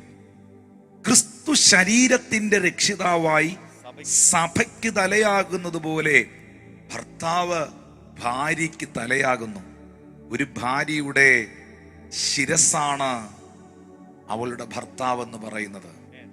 ഒരു ഭാര്യയുടെ തേജസ്സാണ് അവളുടെ ഭർത്താവ് എന്ന് പറയുന്നത്. ഒരു ഭാര്യയുടെ, ശരിക്കും പറഞ്ഞാൽ അവളുടെ മൂടുപടമാണ് അവളുടെ ഭർത്താവ് എന്ന് പറയുന്നത്. അവളുടെ ശിരസ്സാണ്, അവളുടെ ശിരസ്സാണ്. എന്നാൽ ഭർത്താവ്, അവന്റെ ശിരസ് ഏതാണ്? ക്രിസ്തുവാണ്. ഭാര്യമാരോട് പറയുന്നു, നിങ്ങളുടെ ഭർത്താക്കന്മാർക്ക് നിങ്ങൾ വിധേയപ്പെടുവീൻ. എല്ലാവരും ഒന്ന് പറഞ്ഞേ, വിധേയപ്പെടുവീൻ, വിധേയപ്പെടുവീൻ. ഈ വിധേയത്വം എന്ന് പറയുന്നതിനകത്തൊരു മനോഹരത്വമുണ്ട്. ഭർത്താവിന് വിധേയപ്പെടുന്ന ഭാര്യ, ഭാര്യയെ സ്നേഹിക്കുന്ന ഭർത്താവ്, ആ കുടുംബത്തിനകത്തൊരു ബ്യൂട്ടി ഉണ്ട്. ദൈവസഭയെ നയിക്കുന്ന നിങ്ങൾക്ക് മീതെയുള്ള അപ്പോസ്തലനോ ആരുമാകട്ടെ, ആ ദൈവപുരുഷന് വിധേയപ്പെടുന്ന വിശ്വാസികൾ, സഹപ്രവർത്തകർ, ആ സഭയ്ക്കകത്തൊരു ബ്യൂട്ടി ഉണ്ട്. ഒരു കമ്പനിയുടെ ബോസ്, ഒരു ചെയർമാൻ, ആ കമ്പനി നടത്തുമ്പോൾ ആ കമ്പനിയുടെ ബോസിന് സബ്മിസീവായിരിക്കുന്ന സ്റ്റാഫ്, ആ കമ്പനിക്ക് ഒരു ബ്യൂട്ടി ഉണ്ട്. അധികാരസ്ഥനെ ഭയപ്പെടാതിരിപ്പാൻ ഇച്ഛിക്കുന്നുവോ? നന്മ ചെയ്യുക, എന്നാൽ അവനോട് പുകഴ്ച. അധികാരികളെ ഭയപ്പെടാതിരിക്കുവാൻ നീ ഇച്ഛിക്കുന്നുവോ? നിനക്കും മീതെ ഉള്ളവരോട് ബഹുമാനമില്ലാതിരിക്കുവാൻ നീ ഇച്ഛിക്കുന്നുവോ? നിനക്കും മീതെ ഉള്ളവരോട് റെസ്പെക്ട് ഇല്ലാതിരിക്കുവാൻ നീ ഇച്ഛിക്കുന്നുവോ? ആഹാ, അങ്ങനെയാണോ നീ ചിന്തിച്ചിരിക്കുന്നേ? അങ്ങനെ ചിന്തിച്ചാൽ അത് നല്ലതല്ല. പിന്നെ എന്തു ചെയ്യണം? നന്മ ചെയ്യുക. നന്മ ചെയ്യുക, ആമേൻ. എന്നാൽ അവനോട് പുകഴ്ച ലഭിക്കും. ചേർന്ന് കരങ്ങളെ ഉയർത്തി ദൈവത്തിന് സ്തോത്രം ചെയ്തേ. ഹല്ലേലൂയ. പത്രോസിന്റെ ലേഖനത്തിൽ വരുമ്പോൾ അതിനേക്കാൾ രസകരമായിട്ടാണ് പത്രോസ് അപ്പോസ്തലൻ അവിടെ എഴുതി വെച്ചിരിക്കുന്നത്. അപ്പോസ്തലനായ പത്രോസ് വളരെ ബ്യൂട്ടിഫുൾ ആയിട്ട് 2 പത്രോസിന്റെ ലേഖനത്തിൽ അത് രേഖപ്പെടുത്തിയിട്ടുണ്ട്. എബ്രായർക്കെഴുതിയ ലേഖനത്തിൽ പൗലോസ് പറയുന്നുണ്ട്, നിങ്ങളെ നടത്തുന്നവരെ നിങ്ങൾ അനുസരിച്ച് നിങ്ങൾ വിധേയപ്പെടുവീൻ, അവർ ദൈവത്തോട് കണക്ക് ബോധിപ്പിക്കേണ്ടവരാണ്, അല്ലാഞ്ഞാൽ നിങ്ങൾക്കത് നന്നല്ല എന്ന് പൗലോസ് പറയുന്നുണ്ട്. ആ പത്രോസിന്റെ ലേഖനത്തിലെ വാക്യം ഒന്ന് വായിച്ച്. സകല മാനുഷ്യ നിയമത്തിനും കർത്താവിന് നിമിത്തം കീഴടങ്ങുകയും. എല്ലാവരും എന്നെ ഒന്ന് ശ്രദ്ധിച്ചേ. സകല മാനുഷികമായ നിയമത്തിനും, മനുഷ്യൻ വെച്ചിരിക്കുന്ന, ഗവൺമെന്റ് വെച്ചിരിക്കുന്ന, സർക്കാർ വെച്ചിരിക്കുന്ന നിയമങ്ങൾക്കും നിങ്ങൾ എന്ത് ചെയ്യണം? വിധേയപ്പെടണം. കർത്താവിൻ നിമിത്തം വിധേയപ്പെടണം. നിങ്ങൾ ഏത് രാജ്യത്തിലാണെങ്കിലും, ഏത് പട്ടണത്തിലാണെങ്കിലും, ഏത് സ്ഥലത്താണെങ്കിലും, എവിടെയാണെങ്കിലും സകല മാനുഷികമായ നിയമത്തിനും കർത്താവിൻ നിമിത്തം നിങ്ങൾ വിധേയപ്പെടണം. 14-ാമത്തെ വാക്യം വായിച്ചേ. ശ്രേഷ്ഠ അധികാരി എന്ന് വെച്ച് രാജാവിനും ദുഷ്പ്രവൃത്തിക്കാരുടെ ദണ്ഡനത്തിനും സൽപ്രവൃത്തിക്കാരുടെ മാനത്തിനുമായി അവനാൽ അയക്കപ്പെട്ടവരെന്ന് വെച്ച് നാടുവാഴികൾക്കും കീഴടങ്ങുകയും. വിധേയപ്പെടുവീൻ. നിങ്ങൾ നന്മ ചെയ്തുകൊണ്ട്. അവിടെ 15-ാമത്തെ വാക്യത്തിൽ എല്ലാവരും ശ്രദ്ധിക്കേണ്ട ഒരു കാര്യമാണ്. ഈ വിധേയപ്പെടുക എന്ന് പറയുന്നത് എന്താണ്? ഒരു നന്മയാണ്. ഹല്ലേലൂയ. തിന്മയോട് തോൽക്കാതെ നന്മയാൽ തിന്മയെ ജയിക്കണം. നന്മ ചെയ്യണമെന്ന് ആഗ്രഹമുള്ളവരൊരു സ്തോത്രം പറഞ്ഞേ. നന്മ ചെയ്യണമെന്ന് ആഗ്രഹമുള്ളവർ ഹല്ലേലൂയ പറഞ്ഞേ. ഈ വിധേയപ്പെടുക എന്ന് പറയുന്നത് നിങ്ങൾ ചെയ്യുന്നത് ഒരു നന്മയാണ്. അങ്ങനെ നിങ്ങൾ നന്മ, ഒരു ഭർത്താവിനൊരു ഭാര്യ വിധേയപ്പെടുന്നത് ഒരു നന്മയാണ്. ഒരു അധികാരിക്ക് കൂടെ നിൽക്കുന്ന ആള് സബ്മിസീവ് ആകുന്നത് നിങ്ങൾ ചെയ്യുന്നത് ഒരു നന്മയാണ്. അങ്ങനെ ആ നന്മ നിങ്ങൾ ചെയ്യുമ്പോൾ ബുദ്ധിയില്ലാത്ത മനുഷ്യരുടെ ഭോഷത്തെ മിണ്ടാതാക്കണമെന്നുള്ളത് ദൈവ ഇഷ്ടമാകുന്നു. ഹല്ലേലൂയ. അത് നന്മ മാത്രമല്ല പ്രിയപ്പെട്ടവരെ, അത് ദൈവത്തിന്റെ ഇഷ്ടമാണ്. 16-ാമത്തെ വാക്യത്തിലേക്ക് വരുമ്പോൾ, സ്വതന്ത്രരായും സ്വാതന്ത്ര്യം ദുഷ്ടതയ്ക്ക് മറയാക്കാതെ ദൈവത്തിന്റെ ദാസന്മാരായും നടപ്പീൻ. എല്ലാവരും എന്നെ ഒന്ന് ശ്രദ്ധിച്ചേ. സ്വതന്ത്രരായും, സ്വാതന്ത്ര്യം ദുഷ്ടതയ്ക്ക് മറയാക്കാതെ. ആ പദം നിങ്ങൾ അടിവരയിടണം. ഒരു ഭർത്താവ് ഒരു ഭാര്യയ്ക്ക് കൊടുക്കുന്ന സ്വാതന്ത്ര്യം, ഭാര്യ ഭർത്താവിന് കൊടുക്കുന്ന സ്വാതന്ത്ര്യം, മാതാപിതാക്കൾ മക്കൾക്ക് കൊടുക്കുന്ന സ്വാതന്ത്ര്യം, യജമാനൻ ദാസന് കൊടുക്കുന്ന സ്വാതന്ത്ര്യം, നിങ്ങൾക്ക് മീതെയുള്ള അധികാരി നിങ്ങൾക്ക് തരുന്ന സ്വാതന്ത്ര്യം, നിങ്ങൾ ഒരിക്കലും ആ സ്വാതന്ത്ര്യത്തെ തിന്മ ചെയ്യുവാൻ, ദുഷ്ടത ചെയ്യുവാൻ, അനീതി ചെയ്യുവാൻ, ദൈവഹിതമില്ലാത്തത് ചെയ്യുവാൻ ഒരു മറയാക്കരുത്. സ്തോത്രം. കിളിച്ചതും മുളച്ചതും ഒന്നും ചോദിക്കാത്ത ഒരു ഭർത്താവ്, ഫോൺ എടുത്ത് നോക്കാൻ വരത്തില്ല പുള്ളി, ബാഗ് ചെക്ക് ചെയ്യാനൊന്നും പുള്ളി വരികയില്ല, പുള്ളിക്ക് അതിന് നേരമില്ല. പുള്ളി സ്നേഹത്തോടുകൂടെ ഇടപെട്ട ഒരു ഭർത്താവിന്റെ ഉത്തരവാദിത്തങ്ങളെല്ലാം ചെയ്തു പോകുന്നു. ഭാര്യയെ കൺട്രോൾ ചെയ്യാൻ പുള്ളി പോകുന്നേയില്ല. പക്ഷെ ആ ഭാര്യ മനസ്സിലാക്കണം, എൻ്റെ ഭർത്താവ് എനിക്ക് തന്നിരിക്കുന്ന സ്വാതന്ത്ര്യം. ആ ഭർത്താവ്, ചില ഭാര്യമാർ അങ്ങനെയാ, സ്നേഹിക്കാനേ അവർക്കറിയുള്ളൂ. അവർ കൺട്രോൾ ചെയ്യാൻ പോവില്ല, ഫോൺ എടുത്ത് പരിശോധിക്കാനൊന്നും അവർ പോവില്ല, അവര് ബാങ്കിൽ എന്തുണ്ടെന്ന് ചെക്ക് ചെയ്യാനൊന്നും പോവില്ല. അവരവരുടെ കാര്യം ചെയ്ത് കുടുംബത്തെ നന്നായിട്ട് നയിക്കും. പക്ഷെ ആ ഭാര്യ ഭർത്താവിന് കൊടുക്കുന്ന സ്വാതന്ത്ര്യം ഒരിക്കലും നീ ദുഷ്ടതയ്ക്ക് മറയാക്കരുത്. ഇതാരോടൊക്കെയോ കർത്താവ് പറയുകയാണ്, ദുഷ്ടതയ്ക്ക് നീ മറയാക്കുക. കാരണം മറയ്ക്കുക, ഒളിക്കുക എന്ന് പറയുന്നത് സാത്താൻ നിങ്ങളിൽ പ്രവർത്തിച്ചതിൻ്റെ അനന്തര ഫലമാണ്. ഒന്ന് വാഗൊണ്ട് പറയാമോ? എഴുതിയിടാമോ? മറയ്ക്കുക, ഒളിച്ചു വെക്കുക എന്നുള്ളത് സാത്താൻ എന്നിൽ പ്രവർത്തിച്ചതിന്റെ ലക്ഷണമാണ്. തെളിവ് തരട്ടെ വചനത്തിൽ നിന്ന്. ആദവും ഹൗവയും ഏദനിലായിരുന്നപ്പോ അവർ ദൈവത്തിന്റെ തേജസ് കൊണ്ട് കവർ ചെയ്യപ്പെട്ട കുടുംബമാണ്. എന്നാൽ പിശാചിന്റെ വാക്ക് ഹൗവ കേട്ടു, അനുസരിച്ചു. വിലക്കപ്പെട്ട ഖനി, ആ ഭക്ഷണം എടുത്തു കഴിച്ചു. അവരുടെ തേജസ് നഷ്ടപ്പെട്ടു. അവർ നഗ്നരെന്ന് ഇരുവരും മനസ്സിലാക്കി. ഹൗവ അത് ആദത്തിനും കൊടുത്തു. അവരൊന്നാമത് എന്ത് ചെയ്തേ? നമ്പർ 1, അത്തിയില കൊണ്ട് അരയാടയുണ്ടാക്കി അവർ അവരുടെ നഗ്നത മറച്ചു. യഹോവയായ ദൈവം സന്ധ്യയ്ക്ക് തോട്ടത്തിൽ വരുമെന്ന് അറിയാവുന്നത് കൊണ്ട് വൃക്ഷത്തിന്റെ മറവിൽ ഒളിച്ചു. രണ്ട് പദങ്ങൾ. സാത്താൻ വിസിറ്റിംഗ് കഴിഞ്ഞിട്ട് പോയി. ഏദന്റെ വീട് വിസിറ്റ് ചെയ്തു പിശാച് പറയുന്നത് അവര് കേട്ടു, അനുസരിച്ചു. അതിന്റെ അനന്തര ഫലം എന്നായിരുന്നു? രണ്ട് കാര്യങ്ങളാണ് അവർ ചെയ്തത്: മറച്ചു, ഒളിച്ചു. അത്തിയില കൊണ്ട് അരയാട തുന്നി മറച്ചു, വൃക്ഷത്തിന്റെ ചുവട്ടിൽ ദൈവം കാണാതെ ഒളിച്ചു. അപ്പം മറയ്ക്കുക, ചിലതൊക്കെ മറയ്ക്കുക, ചിലതൊക്കെ ഒളിക്കുക. നിങ്ങൾ ചിന്തിക്കരുത് അത് പരിശുദ്ധാത്മാവാണെന്ന്. അതിന്റെ പിറകിൽ പരിശുദ്ധാത്മാവല്ല. നിങ്ങൾ മനസ്സിലാക്കണം സാത്താന്റെ തന്ത്രം. നിങ്ങൾക്ക് തെറ്റല്ല എന്ന് തോന്നുന്ന കാര്യത്തെ നിങ്ങളെ കൊണ്ട് ചെയ്യിച്ച് നിങ്ങളെ തെറ്റുകാരനാക്കുന്നവനാണ് പിശാച്. ഒന്നുകൂടെ പറയാം, ആഴമായി പറയാം. യേശു കർത്താവ് 40 ദിവസം ഉപവസിക്കുന്നു, മരുഭൂമിയിൽ ഉപവാസത്തിലായിരിക്കുന്നു. ആ ഉപവാസത്തിന്റെ 40ാം ദിനത്തിൽ യേശു ക്രിസ്തുവിന് നന്നേ വിശന്നു. ഫാസ്റ്റിംഗ് ഇരിക്കുമ്പോൾ വിശക്കുമെന്ന് പറയണോ? വേണ്ടല്ലോ. അങ്ങനെ ഭക്ഷണം കഴിക്കാതെ ഉപവസിക്കുന്ന യേശുവിന്റെ അടുക്കൽ പിശാച് വന്ന്, സാത്താൻ വന്ന് എന്താ പ്രിയരെ പറഞ്ഞത്? നീ ഈ കല്ലിനോട് അപ്പമായി തീരാൻ പറ, എന്നിട്ട് നീ അപ്പം ഭക്ഷിക്കണം. അപ്പം ഭക്ഷിക്കാനാണല്ലോ. അപ്പം എന്ന് പറയുന്ന, ബ്രെഡ് എന്ന് പറയുന്ന എന്നെ ഫുഡാണല്ലോ. അപ്പൊ യേശുവിനോട് സാത്താൻ എന്താ പറഞ്ഞേ?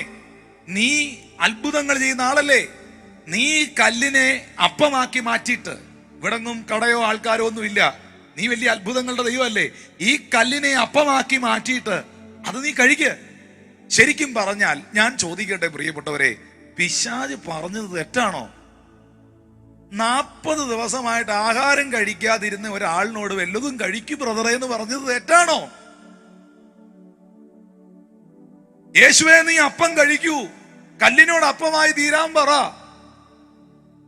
എന്ന് സാത്താൻ പറഞ്ഞത് സത്യത്തിൽ വിശക്കുന്നവനെ സംബന്ധിച്ച്, ഭക്ഷണം കഴിക്കാത്തവനെ സംബന്ധിച്ച് അപ്പം, ബ്രെഡ് അവന്റെ ജീവിതത്തിൽ ഒരു അവിഭാജ്യ ഘടകമല്ലേ?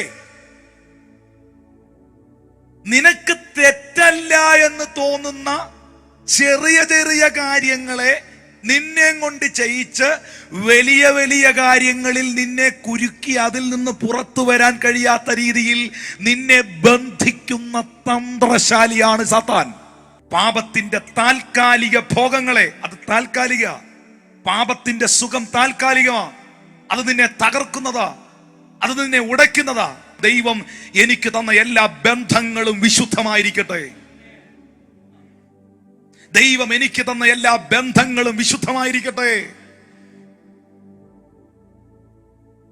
എനിക്ക് ദൈവം തന്ന എല്ലാ ബന്ധങ്ങളുടെയും മധ്യസ്ഥാനം കർത്താവിനായിരിക്കട്ടെ. Thank you precious Holy Spirit. എന്റെ കുടുംബ ജീവിതത്തെ തകർക്കുവാനോ, ദൈവത്തിന്റെ മുൻപാകെയുള്ള എന്റെ പ്രാഗൽഭ്യത്തെ ഇല്ലാതെയാക്കുവാനോ, എന്നെ പാപത്തിൽ വീഴിക്കുവാനോ നിൽക്കുന്ന ഏതെങ്കിലും വിഷയങ്ങൾ എനിക്ക് സ്മെല് ചെയ്യുന്നുണ്ടെങ്കിൽ, എനിക്കത് തിരിച്ചറിയുന്നുണ്ടെങ്കിൽ, എനിക്കതിൽ ബോധ്യം കിട്ടുന്നുണ്ടെങ്കിൽ, എന്റെ ദൈവത്തിനൊപ്പം അതിന് വിലയില്ല, എന്റെ ദൈവത്തോളം അതിന് വാല്യയില്ല. എന്റെ കർത്താവിന്റെ ആത്മാവിനെ വേദനിപ്പിക്കുന്നതൊന്നും ഞാൻ ചെയ്യത്തില്ലെന്ന് ചിന്തിക്കണം. അതാ എബ്രായർക്കെഴുതിയ ലേഖനത്തിൽ പറഞ്ഞത്, പാപത്തിന്റെ താൽക്കാലിക ഭോഗങ്ങളെക്കാളും ദൈവജനത്തോടുകൂടെ കഷ്ടത അനുഭവിക്കുന്നത് വലിയ മഹാത്മ്യം, ധനമെന്ന് മോശ തിരിച്ചറിഞ്ഞു. താൽക്കാലിക സുഖമേ ഉള്ളൂ, എല്ലാ പാപത്തിനും താൽക്കാലിക സുഖമേ ഉള്ളൂ, ദൈവഹിതമില്ലാത്ത എല്ലാ ബന്ധങ്ങൾക്കും താൽക്കാലിക സുഖമേ ഉള്ളൂ. പക്ഷെ അതിനുശേഷം നീ അതിന് കൊടുക്കേണ്ട വില താൽക്കാലികമായിരിക്കത്തില്ല. നിന്റെ ലൈഫ് എൻഡ് നീ കൊടുക്കേണ്ട ഒരു വിലയുണ്ട്. നിന്റെ ലൈഫിനപ്പുറത്ത് നിനക്ക് നഷ്ടമാകുന്ന ഒരു നിത്യതയുണ്ട്. നിങ്ങൾക്ക് ലഭിച്ച സ്വാതന്ത്ര്യം ദുഷ്ടതയ്ക്ക് മറയാക്കരുത്. ആര് നിങ്ങൾക്കൊരു സ്വാതന്ത്ര്യം തന്നാലും, ഒരു കമ്പനി നിങ്ങളെ ഒരു ബോസ് ഏൽപ്പിച്ചു, ഒരു കടയിലൊക്കെ നിന്ന് ജോലി ചെയ്യുന്ന സഹോദരങ്ങൾ എന്നെ കേൾക്കുന്നുണ്ടോ? ആ കടയിലെ മുതലാളി, ആ ഷോപ്പിന്റെ ഓണർ, മോളെ കൊച്ചേ നീ ഇവിടെ ഇരുന്നോ, ഞാൻ പോയി ഭക്ഷണം കഴിച്ചിട്ട് വരാം. എന്ന് പറഞ്ഞ ആ കടം നിങ്ങളെ ഏൽപ്പിക്കുന്നത് നിങ്ങളിലുള്ള വിശ്വാസ്യത നിമിത്തമാണ്. ഒരിക്കലും ആ സമയത്ത് നിങ്ങൾക്ക് ലഭിക്കുന്ന സ്വാതന്ത്ര്യം തിന്മ ചെയ്യുവാൻ, ദുഷ്ടതയ്ക്ക് നിങ്ങൾ മറയാക്കരുത്. ദൈവത്തിന്റെ ദാസന്മാരായി നിങ്ങൾ നടക്കുകയും, നിങ്ങളൊരു വീട്ടിൽ വന്നാൽ നിങ്ങൾ അവിടെ വിശ്വസ്തരായിരിക്കുക. ദൈവം തന്ന എല്ലാ ബന്ധങ്ങളെയും വിശുദ്ധിയിൽ കാക്കുക. ദൈവം തന്ന എല്ലാ ബന്ധങ്ങളെയും മരണം വരെ നിലനിർത്തുവാൻ പ്രതിജ്ഞയുള്ളവരായി, പ്രാർത്ഥനയുള്ളവരായി തീരുക. ഹല്ലേലൂയ. അടുത്ത വാക്യം വായിച്ചേ പാസ്റ്ററെ, നമ്മുടെ വിഷയത്തിലേക്ക് വരണമല്ലോ പെട്ടെന്ന്. എല്ലാവരെയും ബഹുമാനിപ്പീൻ. എല്ലാവരെയും ബഹുമാനിപ്പീൻ. പാസ്റ്ററെ മാത്രം ബഹുമാനിക്കാനാണോ? യജമാനനെ മാത്രം ബഹുമാനിക്കാനാണോ? എല്ലാവരെയും. Honour all men, love the brotherhood, fear God, honor the king. എല്ലാവരെയും ബഹുമാനിപ്പീൻ, സഹോദരവർഗത്തെ സ്നേഹിപ്പീൻ, ദൈവത്തെ ഭയപ്പെടുവീൻ, രാജാവിനെ ബഹുമാനിപ്പീൻ. മക്കളെ, എല്ലാരെയും ബഹുമാനിപ്പീൻ എന്ന് പറയുമ്പോൾ തന്നെ ഭാര്യമാരോട്, ഭർത്താക്കന്മാരോട്, പാസ്റ്റർമാരോട്, വിശ്വാസികളോട്, യജമാനന്മാരോട്, ദാസന്മാരോട്, മക്കളുമാരോട്, കുഞ്ഞുങ്ങളോട്, കുടുംബങ്ങളോടെല്ലാം ദൈവത്തിന്റെ ദാസൻ എന്ന നിലയിൽ തിരുവെഴുത്തിൽ എന്ന് പറയട്ടെ, എല്ലായിടത്തും നിങ്ങൾ വിശ്വസ്തരായിരിക്കണം. എല്ലായിടത്തും നിങ്ങൾ വിശ്വസ്തരായിരിക്കണം. ഗൃഹവിചാരകന്മാരിൽ ദൈവം അന്വേഷിക്കുന്നതോ അവർ വിശ്വസ്തരായിരിക്കണം എന്നത് തന്നെയാണ്. ചേർന്ന് കർത്താവിന് സ്തോത്രം ചെയ്തേ. 18-ാമത്തെ വാക്യത്തിൽ നമ്മളെ വിളിക്കുന്ന നമ്മുടെ ചിന്ത അല്ലേ, വേലക്കാരെ, അല്ലേ, സെർവൻസ് ഓഫ് ഗാഡ്. വേലക്കാരെ പൂർണ്ണ ഭയത്തോടെ യജമാനന്മാർക്കും നല്ലവർക്കും ശാന്തന്മാർക്കും മാത്രമല്ല മൂർഖന്മാർക്കും കൂടെ നിങ്ങൾ വിധേയപ്പെട്ടിരിക്കുവീൻ. സബ്മിഷൻ പറഞ്ഞേ. ഒരു ഭാര്യയ്ക്ക് ഭർത്താവിനോട് ഉണ്ടാകേണ്ടത്, ഒരു ദാസൻ യജമാനനോട് ഉണ്ടാകേണ്ടത്, നിങ്ങൾ അധികാരികൾ ഉണ്ടാകേണ്ടത്, honour everyone. Same time നിങ്ങൾ സബ്മിസീവ് ആയിരിക്കുക. സാത്താന്യ തന്ത്രങ്ങളെ നിങ്ങൾ തിരിച്ചറിയുന്നവരായിരിക്കുക. ഓക്കെ, ഇനി താഴോട്ടുള്ള ഭാഗം എഫേസ്യർക്കെതിരെ ലേഖനം 5-ാം അധ്യായത്തിൽ വന്നിട്ട് അതിന് തൊട്ടുമുകളിൽ 5-ാം അധ്യായത്തിന്റെ തൊട്ടുമുകളിലുള്ള ഭാഗങ്ങൾ. ഭാര്യമാരെ കർത്താവിൻ എന്ന പോലെ സ്വന്തം ഭർത്താക്കന്മാർ കീഴടങ്ങുകയും, ക്രിസ്തു ശരീരത്തിന്റെ രക്ഷിതാവായി സഭയ്ക്ക് തലയാകുന്നത് പോലെ ഭർത്താവ് ഭാര്യയ്ക്ക് തലയാകുന്നു. എന്നാൽ സഭ ക്രിസ്തുവിന് കീഴടങ്ങിയിരിക്കുന്നത് പോലെ ഭാര്യമാരും ഭർത്താക്കന്മാർക്ക് സകലത്തിലും കീഴടങ്ങിയിരിക്കണം. ഭർത്താക്കന്മാരെ, അതൊന്ന് നിർത്തി വായിക്കണം. ഭർത്താക്കന്മാരെ വായിച്ചു. ക്രിസ്തുവും സഭയെ സ്നേഹിച്ചതുപോലെ, ക്രിസ്തു സഭയെ സ്നേഹിച്ചതുപോലെ നിങ്ങളുടെ ഭാര്യമാരെ സ്നേഹിപ്പീൻ. എങ്ങനെയാ ഭാര്യയെ സ്നേഹിക്കേണ്ടത്? ക്രിസ്തു സഭയെ ചതിച്ചോ? ഇല്ല. ക്രിസ്തു സഭയെ വഞ്ചിച്ചോ? ഇല്ല. ക്രിസ്തു സഭയെ പരിഹസിച്ചോ? ഇല്ല. ക്രിസ്തു സഭയെ പുച്ഛിച്ചോ? ഇല്ല. അപ്പൊ ക്രിസ്തു സഭയെ സ്നേഹിച്ചതുപോലെയാണ് ഭർത്താക്കന്മാർ ഭാര്യമാരെ സ്നേഹിക്കുന്നത്. ക്രിസ്തു സഭയെ സ്നേഹിച്ചത് എങ്ങനെയാ? ജീവൻ കൊടുത്ത്, ജീവിതം കൊടുത്ത്, ശരീരം കൊടുത്ത്, അവസാന തുള്ളി രക്തവും കൊടുത്ത് ക്രിസ്തു സഭയെ സ്നേഹിച്ചു. ഒറ്റമാക്കി പറയാം, ജീവന് തുല്യം സ്നേഹിച്ചു, ജീവനേക്കാൾ അധികം സ്നേഹിച്ചു. Hallelujah, hallelujah. അങ്ങനെയാണെങ്കിൽ അതാണ് ഭർത്താക്കന്മാർക്ക് ഭാര്യമാരോടുണ്ടാകേണ്ടതായ ബന്ധം. ക്രിസ്തു സഭയെ സ്നേഹിച്ചതുപോലെ ഭർത്താക്കന്മാർ ഭാര്യമാരെ സ്നേഹിക്കണം. അങ്ങനെയാണെങ്കിൽ ഒരിക്കലും ഒരു ഭർത്താവ് ഭാര്യയെ വഞ്ചിക്കുന്നവനായിരിക്കരുത്, പരിഹസിക്കുന്നവനായിരിക്കരുത്, പുച്ഛിക്കുന്നവനായിരിക്കരുത്, തരം താഴ്ത്തുന്നവനായിരിക്കരുത്. ഹല്ലേലൂയ. 26-ാമത്തെ വാക്യത്തിൽ എഴുതിയിരിക്കുന്നു, പ്രിയരെ, അവൻ അവളെ വചനത്തോടു കൂടിയ ജലസ്നാനത്താൽ വെടിപ്പാക്കി വിശുദ്ധീകരിക്കേണ്ടതിനും കറാചുളുക്കം. ഇനി ഇതെല്ലാം പൗലോസ് സഭയോടും മണവാട്ടിയായ സഭയോടും മണവാളനായുള്ള ക്രിസ്തുവിനോടുള്ള ബന്ധത്തിലായി പറയുന്നത്. പക്ഷേ അതിന് നിഴലായി നിൽക്കുന്നത് പൊരുളിതാണ്. യഥാർത്ഥ പൊരുളെന്ന് പറയുന്നത് മണവാട്ടിയാകുന്ന സഭയും മണവാളനാകുന്ന ക്രിസ്തുവാണെങ്കിലും നിഴലായി നിൽക്കുന്നത് ഈ ഭൂമിയിലെ ഭാര്യ ഭർത്താക്കന്മാരാണ്. Hallelujah, hallelujah, hallelujah. എവിടെ സ്നേഹമുണ്ടോ, എവിടെ പരസ്പര ബഹുമാനമുണ്ടോ, എവിടെ ഐക്യതയുണ്ടോ, ഞാൻ പറയും അവിടെ ദൈവമുണ്ട്. അവിടെ ദൈവമുണ്ട്. ദൈവം ഉണ്ടാകണമെങ്കിൽ 127-ാം സങ്കീർത്തനത്തില് അതിൽ 1-ാമത്തെ വാക്യത്തിൽ പറയുന്നുണ്ട്, യഹോവ വീട് പണിയാതിരുന്നാൽ പണിയുന്നവർ വൃഥാ അധ്വാനിക്കുന്നു. കൈയൊന്ന് ഉയർത്തിപ്പിടിച്ചേ, മക്കളുമാർ ഉയർത്തിപ്പിടിച്ചേ, ഭാര്യമാർ ഉയർത്തിപ്പിടിച്ചേ, ഭർത്താക്കന്മാർ ഉയർത്തിപ്പിടിച്ചേ, നാളെ ഒരു കുടുംബത്തെ കുറിച്ചൊക്കെ ചിന്തിക്കുന്നവർ ഉയർത്തിപ്പിടിച്ചേ. കർത്താവേ, എൻ്റെ ഭവനത്തെ, എൻ്റെ ജീവിതത്തെ, എൻ്റെ കുടുംബത്തെ യഹോവേ നീ പണിയണമേ. എൻ്റെ വീടിനെ നീ പണിയണമേ. എൻ്റെ ബന്ധങ്ങളെ നീ പണിതുയർത്തണമേ. എവിടെയൊക്കെയാണോ പൈശാചിക മണ്ഡലം തകർത്ത് ഉടച്ചു കളയുവാൻ പദ്ധതികൾ ഒരുക്കുന്നത്, അവിശ്വാസവും സംശയവും കയ്പും തെറ്റിദ്ധാരണയും ഒക്കെ ഇട്ട് പിശാച് എവിടെയൊക്കെയാണോ പ്രവർത്തിക്കാൻ ശ്രമിക്കുന്നത്, അവിടെയെല്ലാം പരസ്പരം അസൂയ ഉണ്ടാകരുത് കേട്ടോ. ഇതാരോടോ എനിക്കറിയില്ല, പെട്ടെന്ന് എൻ്റെ മനസ്സിൽ എങ്ങനെ എഴുതി കാണിക്കുന്ന പോലെ അത് വരിക കേട്ടോ. ഒരിക്കലും ഹസ്ബൻഡിനോട് വൈഫിനും, വൈഫിനോട് ഹസ്ബൻഡിനും അസൂയ ഉണ്ടാകരുത്. കാരണം ക്രിസ്തുവിൻ്റെ ആഗ്രഹം സഭ അനുഗ്രഹിക്കപ്പെടണമെന്ന്, സഭയുടെ ആഗ്രഹം കർത്താവിനെ ഉയർത്തണമെന്ന്. ഒരിക്കലും ഇത് തമ്മിൽ ജലസിയില്ല, കോമ്പറ്റീഷൻ ഇല്ല. ഒരിക്കലും അസൂയ ഉണ്ടാകരുത്. ഈ അസൂയയുടെ പിറകിൽ സാത്താന. ഒരിക്കലും ഒരു ബന്ധത്തിനകത്തും ജലസി ഉണ്ടാകരുത്. അസൂയയില്ലാത്ത ഹൃദയം നമുക്കുണ്ടെങ്കിൽ നമ്മൾ അനുഗ്രഹിക്കപ്പെടും. ഒന്ന് വാ തുറന്ന് പറഞ്ഞ, അസൂയയില്ലാത്ത മനസ്സ് നമുക്കുണ്ടെങ്കിൽ നമ്മൾ അനുഗ്രഹിക്കപ്പെടും. അനുഗ്രഹിക്കപ്പെടാനുള്ള ഏറ്റവും വലിയൊരു വഴിയാണത്. വേറൊരാളുടെ നന്മയിൽ, ഉയർച്ചയിൽ നമുക്ക് ജലസി ഉണ്ടാകരുത്, അസൂയ ഉണ്ടാകരുത്. നമ്മൾ അനുഗ്രഹിക്കുന്നവരായിരിക്കണം. മറ്റൊരാളുടെ നന്മയിൽ നമ്മൾ സന്തോഷിക്കുന്നവരായിരിക്കണം. ഹല്ലേലൂയ. ഒരാൾക്കൊരു വാഹനം ലഭിച്ചാൽ, ഒരു വീട് ലഭിച്ചാൽ, ഒരു നന്മ കിട്ടിയാൽ അവർ ഭയങ്കര സന്തോഷമുള്ളവരായിരിക്കണം. ആ നല്ല മനസ്സിനെ ദൈവം കാണുന്നുണ്ട്. അതുകൊണ്ട് അങ്ങനെയുള്ളവരെ ദൈവം അനുഗ്രഹിച്ചിരിക്കും. എനിക്കുള്ളത് എൻ്റെ ദൈവം തരും, എനിക്കുള്ളത് എൻ്റെ കർത്താവ് തരും, എനിക്കുള്ളത് എൻ്റെ ദൈവം ഒരുക്കിയിട്ടുള്ളത്. അവനുള്ളത് ദൈവം അവന് കൊടുത്തു, അവനുള്ളത് ദൈവം അവന് കൊടുത്തു, അവനുള്ളത് ദൈവം അവൻ്റെ കണക്കിൽപ്പെടുത്തി. എൻ്റെ കണക്കിലുള്ളത് ദൈവം എനിക്ക് തരും എന്നുള്ള ബോധ്യത്തിൽ ജീവിക്കുന്നവർക്കായിട്ട് ഞാൻ ദൈവത്തെ സ്തുതിക്കുന്നു. ഒരിക്കലും നിങ്ങളുടെ കുടുംബ ബന്ധത്തിനകത്ത് വൈശാചിക ശക്തികൾ പോരാടരുത്. ഞാൻ ആ ഫാമിലിക്കകത്ത് തന്നെയാണ് പ്രിയപ്പെട്ടവരെ നിൽക്കുന്നത്. സംശയവും തെറ്റിദ്ധാരണകളും ഒന്നും നിങ്ങളുടെ കുടുംബത്തിനകത്തേക്ക് വരരുത്. ഹല്ലേലൂയ. കർത്താവിന്റെ ദാസനെ ഒരു വാക്യം ഒന്ന് പെട്ടെന്നൊന്ന് വായിച്ച് കേൾപ്പിക്കാമോ? സഹോദരിമാർക്കാണേ.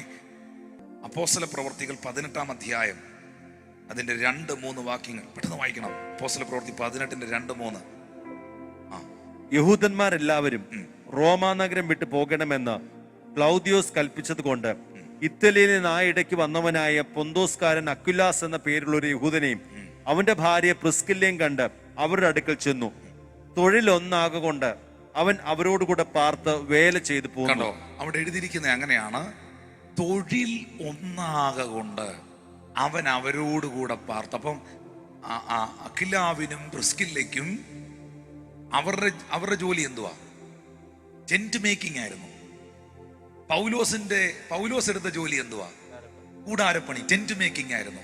അപ്പൊ തൊഴിലൊന്നായതുകൊണ്ട്, കാഴ്ചപ്പാടൊന്നായതുകൊണ്ട് ഒന്നിച്ച് പ്രവർത്തിച്ചു. എത്ര പേർക്ക് ആമീൻ പറയാൻ കഴിയുന്നു? നമ്മുടെ കാഴ്ചപ്പാട് ഒന്നാണെങ്കിൽ മാത്രമേ നമുക്ക് ഒന്നിച്ച് നിൽക്കാൻ പറ്റുള്ളൂ. നമ്മുടെ ദർശനം ഒന്നാണെങ്കിൽ മാത്രമേ നമുക്ക് ഒന്നിച്ച് പ്രവർത്തിക്കാൻ കഴിയുകയുള്ളൂ. നമ്മുടെ താല്പര്യങ്ങൾ ഒന്നാണെങ്കിൽ മാത്രമേ നമുക്ക് ഒന്നിച്ച് ഉത്സാഹത്തോടെ ആ വിഷയത്തിൽ നിൽക്കാൻ കഴിയത്തുള്ളൂ. നമ്മുടെ ദൈവസഭയുടെ ഏറ്റവും വലിയ വിഷൻ ജാതി മത ഭേദമന്യേ യേശുവിന്റെ വചനത്തെ എല്ലാവർക്കും കൊടുക്കുക, എല്ലാവരെയും ക്രിസ്തുവിലേക്ക് നയിക്കുക, ആരും നരകത്തിൽ പോകാതെ എല്ലാവരും നിത്യജീവൻ പ്രാപിക്കുവാൻ ഇടയാകുക. ഈ ലോകത്തിൽ ജനങ്ങളുടെ ജീവിതത്തിൽ ദൈവവചനത്തിലൂടെ, പരിശുദ്ധാത്മ ശുശ്രൂഷയിലൂടെ വിടുതലുകൾ ഉണ്ടാകുക. ഇങ്ങനെയൊക്കെയുള്ള കാഴ്ചപ്പാടാണ് കർത്താവ് ഞങ്ങൾക്ക് തന്നിരിക്കുന്നത്. ആ കാഴ്ചപ്പാടിനോട് യോജിക്കുന്നവർ ഒന്ന് ചേർന്ന് ദൈവത്തെ സ്തുതിച്ച്, അത് യോജിക്കുന്നെങ്കിൽ മാത്രമേ നമുക്ക് ഒന്നിച്ചു പോകാൻ പറ്റുള്ളൂ. തൊഴിലൊന്നായതുകൊണ്ട് അവർ ഒന്നിച്ച് ഒരുമനപ്പെട്ട് ഒരു സ്ഥലത്ത് പാർത്ത് വേല ചെയ്തു പോകുന്നു. ചേർന്ന് കർത്താവിനെ സ്തുതിക്കാം. Hallelujah, hallelujah. രണ്ട് മനസ്സാകരുത്. കൈയൊന്ന് ഉയർത്തിപ്പിടിച്ചേ. കർത്താവെ, ഇരു മനസ്സിനെ ദൈവം വെറുക്കുന്നല്ലോ. എൻ്റെ ഹൃദയം എൻ്റെ ഭർത്താവിനോട് പറ്റിയിരിക്കട്ടെ, എൻ്റെ ഭാര്യയോട് പറ്റിയിരിക്കട്ടെ, മാതാപിതാക്കളോട് പറ്റിയിരിക്കട്ടെ, ദൈവിക ദർശനത്തോട് പറ്റിയിരിക്കട്ടെ, ദൈവിക ഉടമ്പടിയോട് പറ്റിയിരിക്കട്ടെ. Hallelujah, hallelujah, hallelujah, hallelujah. ഞങ്ങൾക്ക് ഒറ്റ ദർശനം, ഒറ്റ ലക്ഷ്യം, ഒറ്റ മനസ്സാകട്ടെ എന്ന് യേശുവിൻ നാമത്തിൽ പ്രാർത്ഥിക്കുന്നു. യേശുവിൻ നാമത്തിൽ പ്രാർത്ഥിക്കുന്നു. കരങ്ങളെ ഉയർത്തി ചേർന്ന് ദൈവത്തിനൊന്ന് സ്തോത്രം ചെയ്യാം. ഓക്കെ, തീത്തോസിന്റെ ലേഖനം 2-ാം അധ്യായം 5-ാം വാക്യം. സഹോദരിമാരെല്ലാം ഒന്ന് നോട്ട് ചെയ്തോണം. എല്ലാ സിസ്റ്റർമാരും, കല്യാണം കഴിഞ്ഞവരും കല്യാണം കഴിക്കാൻ ചിന്തിച്ചുകൊണ്ടിരിക്കുന്നവരും എല്ലാം ഒന്ന് നോട്ട് ചെയ്തു. തീത്തോസിന്റെ ലേഖനം 2-ാം അധ്യായം 5-ാം വാക്യം. സുബോധവും പാതിവൃത്യമുള്ളവരും വീട്ടുകാര്യം നോക്കുന്നവരും ദയുള്ളവരും ഭർത്താക്കന്മാർക്ക് കീഴ്പ്പെടുന്നവരും ആയിരിക്കാൻ ശീലിപ്പിക്കേണ്ടതിന് നന്മ ഉപദേശിക്കുന്നവരായിരിക്കണമെന്നും പ്രബോധിപ്പിക്കുന്നു. സഹോദരിമാരോട് പറയുകയാണ് 5-ാം വാക്യത്തിൽ, ദൈവവചനം ദുഷിക്കപ്പെടാതിരിക്കേണ്ടതിന് യൗവനക്കാരത്തികളെ നിങ്ങൾ ഭർതൃപ്രിയമാരായിരിക്കണം. നിങ്ങളുടെ പ്രിയം ആരോടായിരിക്കണം? ഭർത്താവിനോടായിരിക്കണം. ആ സ്നേഹം കുറഞ്ഞു കളയുന്ന ഭാര്യമാരെ ശ്രദ്ധിച്ചോണം. ആ സ്നേഹത്തെ കുറച്ചു കളയുന്ന, ആ സ്നേഹത്തെ ഇല്ലായ്മ ചെയ്യുന്ന എന്തെങ്കിലും സംശയങ്ങളോ തെറ്റിദ്ധാരണകളോ അസൂയകളോ അഹങ്കാരങ്ങളോ ഞാനെന്ന ഭാവമോ എന്തെങ്കിലും ഇന്ന് കൈവശമുണ്ടെങ്കിൽ ആ ശുദ്ധാത്മാവിനെ യേശുവിൻ നാമത്തിൽ പുറത്താക്കണം. ഹല്ലേലൂയ. യൗവനക്കാരത്തികളെ ഭർതൃപ്രിയമാരും പുത്രപ്രിയമാരും. നിങ്ങളുടെ പ്രിയം ആരോടായിരിക്കണം? നിങ്ങളുടെ ഭർത്താവിനേക്കാൾ സൗന്ദര്യമുള്ളവരെയും നിങ്ങളുടെ ഭർത്താവിനേക്കാൾ കഴിവുള്ളവരെയും നിങ്ങളുടെ ഭർത്താവിനേക്കാൾ വിദ്യാഭ്യാസമുള്ളവരെയും ഒക്കെ നിങ്ങൾ കണ്ടെന്ന് വരാം. പക്ഷെ അതൊന്നും നിങ്ങളുടെ ഭർത്താവാകുന്നില്ല. നിങ്ങളുടെ അപ്പനേക്കാൾ നല്ല ശമ്പളം കിട്ടുന്ന അങ്കിളുമാരെ നിങ്ങൾ കണ്ടെന്ന് വരാം. പക്ഷെ അപ്പനെ മാറിയെടുക്കാൻ പറ്റില്ല. അപ്പനെ മാറിയെടുക്കാൻ പറ്റില്ല. അതുകൊണ്ട് നിങ്ങൾ ഭർതൃപ്രിയമാരും പുത്രപ്രിയമാരും. നിങ്ങൾക്ക് ദൈവം തരുന്ന തലമുറകളോട്, നിങ്ങളുടെ കുഞ്ഞുങ്ങളോട്, പ്രത്യേകിച്ച് സഹോദരിമാർക്ക് അവരുടെ മക്കളോട് ഭയങ്കര സ്നേഹ. ഭർതൃപ്രിയമാരും പുത്രപ്രിയമാരും. പിന്നെ 5-ാമത്തെ വാക്യത്തിൽ എന്താ പറയുന്നത്? സുബോധവും പാതിവൃത്യമുള്ളവരും വീട്ടുകാര്യം നോക്കുന്നവരും. എല്ലാവരും ഒന്ന് പറഞ്ഞേ, എല്ലാ സഹോദരിമാരും ഒന്ന് പറഞ്ഞേ. എന്താ എഴുതിയിരിക്കുന്ന? സുബോധവും പാതിവൃത്യമുള്ളവരും വീട്ടുകാര്യം നോക്കുന്നവരും. ഒരു ഭാര്യയുടെ ഏറ്റവും വലിയ ഉത്തരവാദിത്തമാണ് വീട്ടുകാര്യം നോക്കുക, വീട് നോക്കുക, ആ കുടുംബത്തെ നടത്തുക, ആ കുടുംബത്തെ പുലർത്തുക, ആ വീട് പണിയുക. ഹല്ലേലൂയ.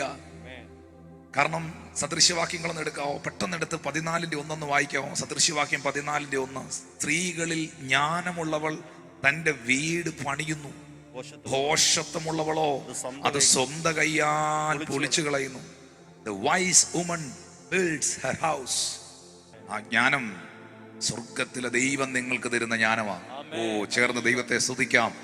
സ്ത്രീകളിൽ ജ്ഞാനമുള്ളവൾ തന്റെ വീട് പണിയുന്നു, ദോഷത്വമുള്ളവളോ അത് സ്വന്തം കൈയാൽ പൊളിച്ചു കളയുന്നു. ദൈവം നമ്മളെ ഒരു സഭയിലോ ഒരു വീട്ടിലോ ഒരു കുടുംബത്തിലോ ഒക്കെ ആയിരിക്കുന്നത് പൊളിക്കാനല്ല. കർത്താവ് നമ്മളെ ആക്കി വെച്ചിരിക്കുന്നത് പണിയാനാ. കർത്താവ് നമ്മളെ ആക്കി വെച്ചിരിക്കുന്നത് പണിയാനായി. ചില ഭാര്യമാരെ നോക്കി, സഹോദരിമാരെ നോക്കി യേശുവിൻ നാമത്തിൽ ഞാൻ ഇങ്ങനെ പ്രഖ്യാപിക്കുന്നു, നിങ്ങൾ നിങ്ങളുടെ ഭവനം പണിയുന്നവരായിരിക്കട്ടെ. നിങ്ങൾ നിങ്ങളുടെ വീട് പണിയുന്നവരായിരിക്കട്ടെ. ഇപ്പോ ഭർത്താവിന്റെ സഹോദരങ്ങൾ തമ്മിൽ അകൽച്ചയായിരിക്കാം. അകൽച്ചയാണെങ്കിൽ ആ കുടുംബത്തിലുള്ള എല്ലാവരെയും ഒന്നിച്ചു കൊണ്ടുപോകാൻ ഈ ജ്ഞാനമുള്ള ഭാര്യയ്ക്ക് കഴിയും. സ്തോത്രം. ഭർത്താവിൻ്റെ അമ്മയും ഭർത്താവിൻ്റെ സഹോദരങ്ങളെയും ഭർത്താവിൻ്റെ കുടുംബത്തിലുള്ളവരെയൊക്കെ ഒന്നിച്ചു കൊണ്ടുപോകാൻ തൻ്റെ അമ്മയും തൻ്റെ സഹോദരങ്ങളെക്കാളും അധികം അവരെ സ്നേഹിക്കുകയും ഇവരെ എല്ലാം കൂടെ ഒന്നിച്ചു കൊണ്ടുപോകാനും പിണങ്ങിയിരിക്കുന്നവരെല്ലാം ഒന്നിപ്പിക്കാനും അതൊക്കെ പറ്റുമെന്ന് പ്രത്യേക കഴിവുണ്ട് അവർക്ക്. അതിന് ജ്ഞാനമുള്ള സ്ത്രീകൾക്ക് അത് പറ്റും. ദൈവം നമ്മളെ ഒന്നിപ്പിച്ച് നിർത്തിയിരിക്കുന്നത് മറ്റൊന്നിനുമല്ല, കർത്താവിന്റെ രാജ്യം പണിയാനാ, ദൈവത്തിന്റെ രാജ്യം എക്സ്പാൻഡ് ചെയ്യാനാണ്. അതാണ് നെഹമ്യ 2:20 പറയുന്നത്, വരുവിൻ, സ്വർഗത്തിലെ ദൈവം നമുക്ക് കാര്യം സാധിപ്പിക്കും. ആകയാൽ അവന്റെ ദാസന്മാരായ ഞങ്ങൾ എഴുന്നേറ്റ് പണിയും. എഴുന്നേറ്റ് പണിയും. ഞങ്ങളുടെ ആരോഗ്യം, സമയം, ജീവിതം, പണം ഞങ്ങൾക്ക് തന്നതെല്ലാം കർത്താവിന്റെ നാമത്തെ ഉയർത്തുവാൻ ഉപയോഗിക്കും. കുടുംബത്തിനകത്ത് സഹോദരിമാരോട് പറയട്ടെ, ഭവനത്തെ പണിയ കുഞ്ഞുങ്ങളെ. പിണങ്ങിയിരിക്കുന്നവരെ ഒന്നിച്ചു കൊണ്ടുപോകും. മിണ്ടാത്തവരോട് മിണ്ട്, സഹകരിക്കാത്തവരോട് സഹകരിക്ക്. നിങ്ങളുടെ എല്ലാം വീടുകളിൽ സ്നേഹത്തിന്റെ ആത്മാവ്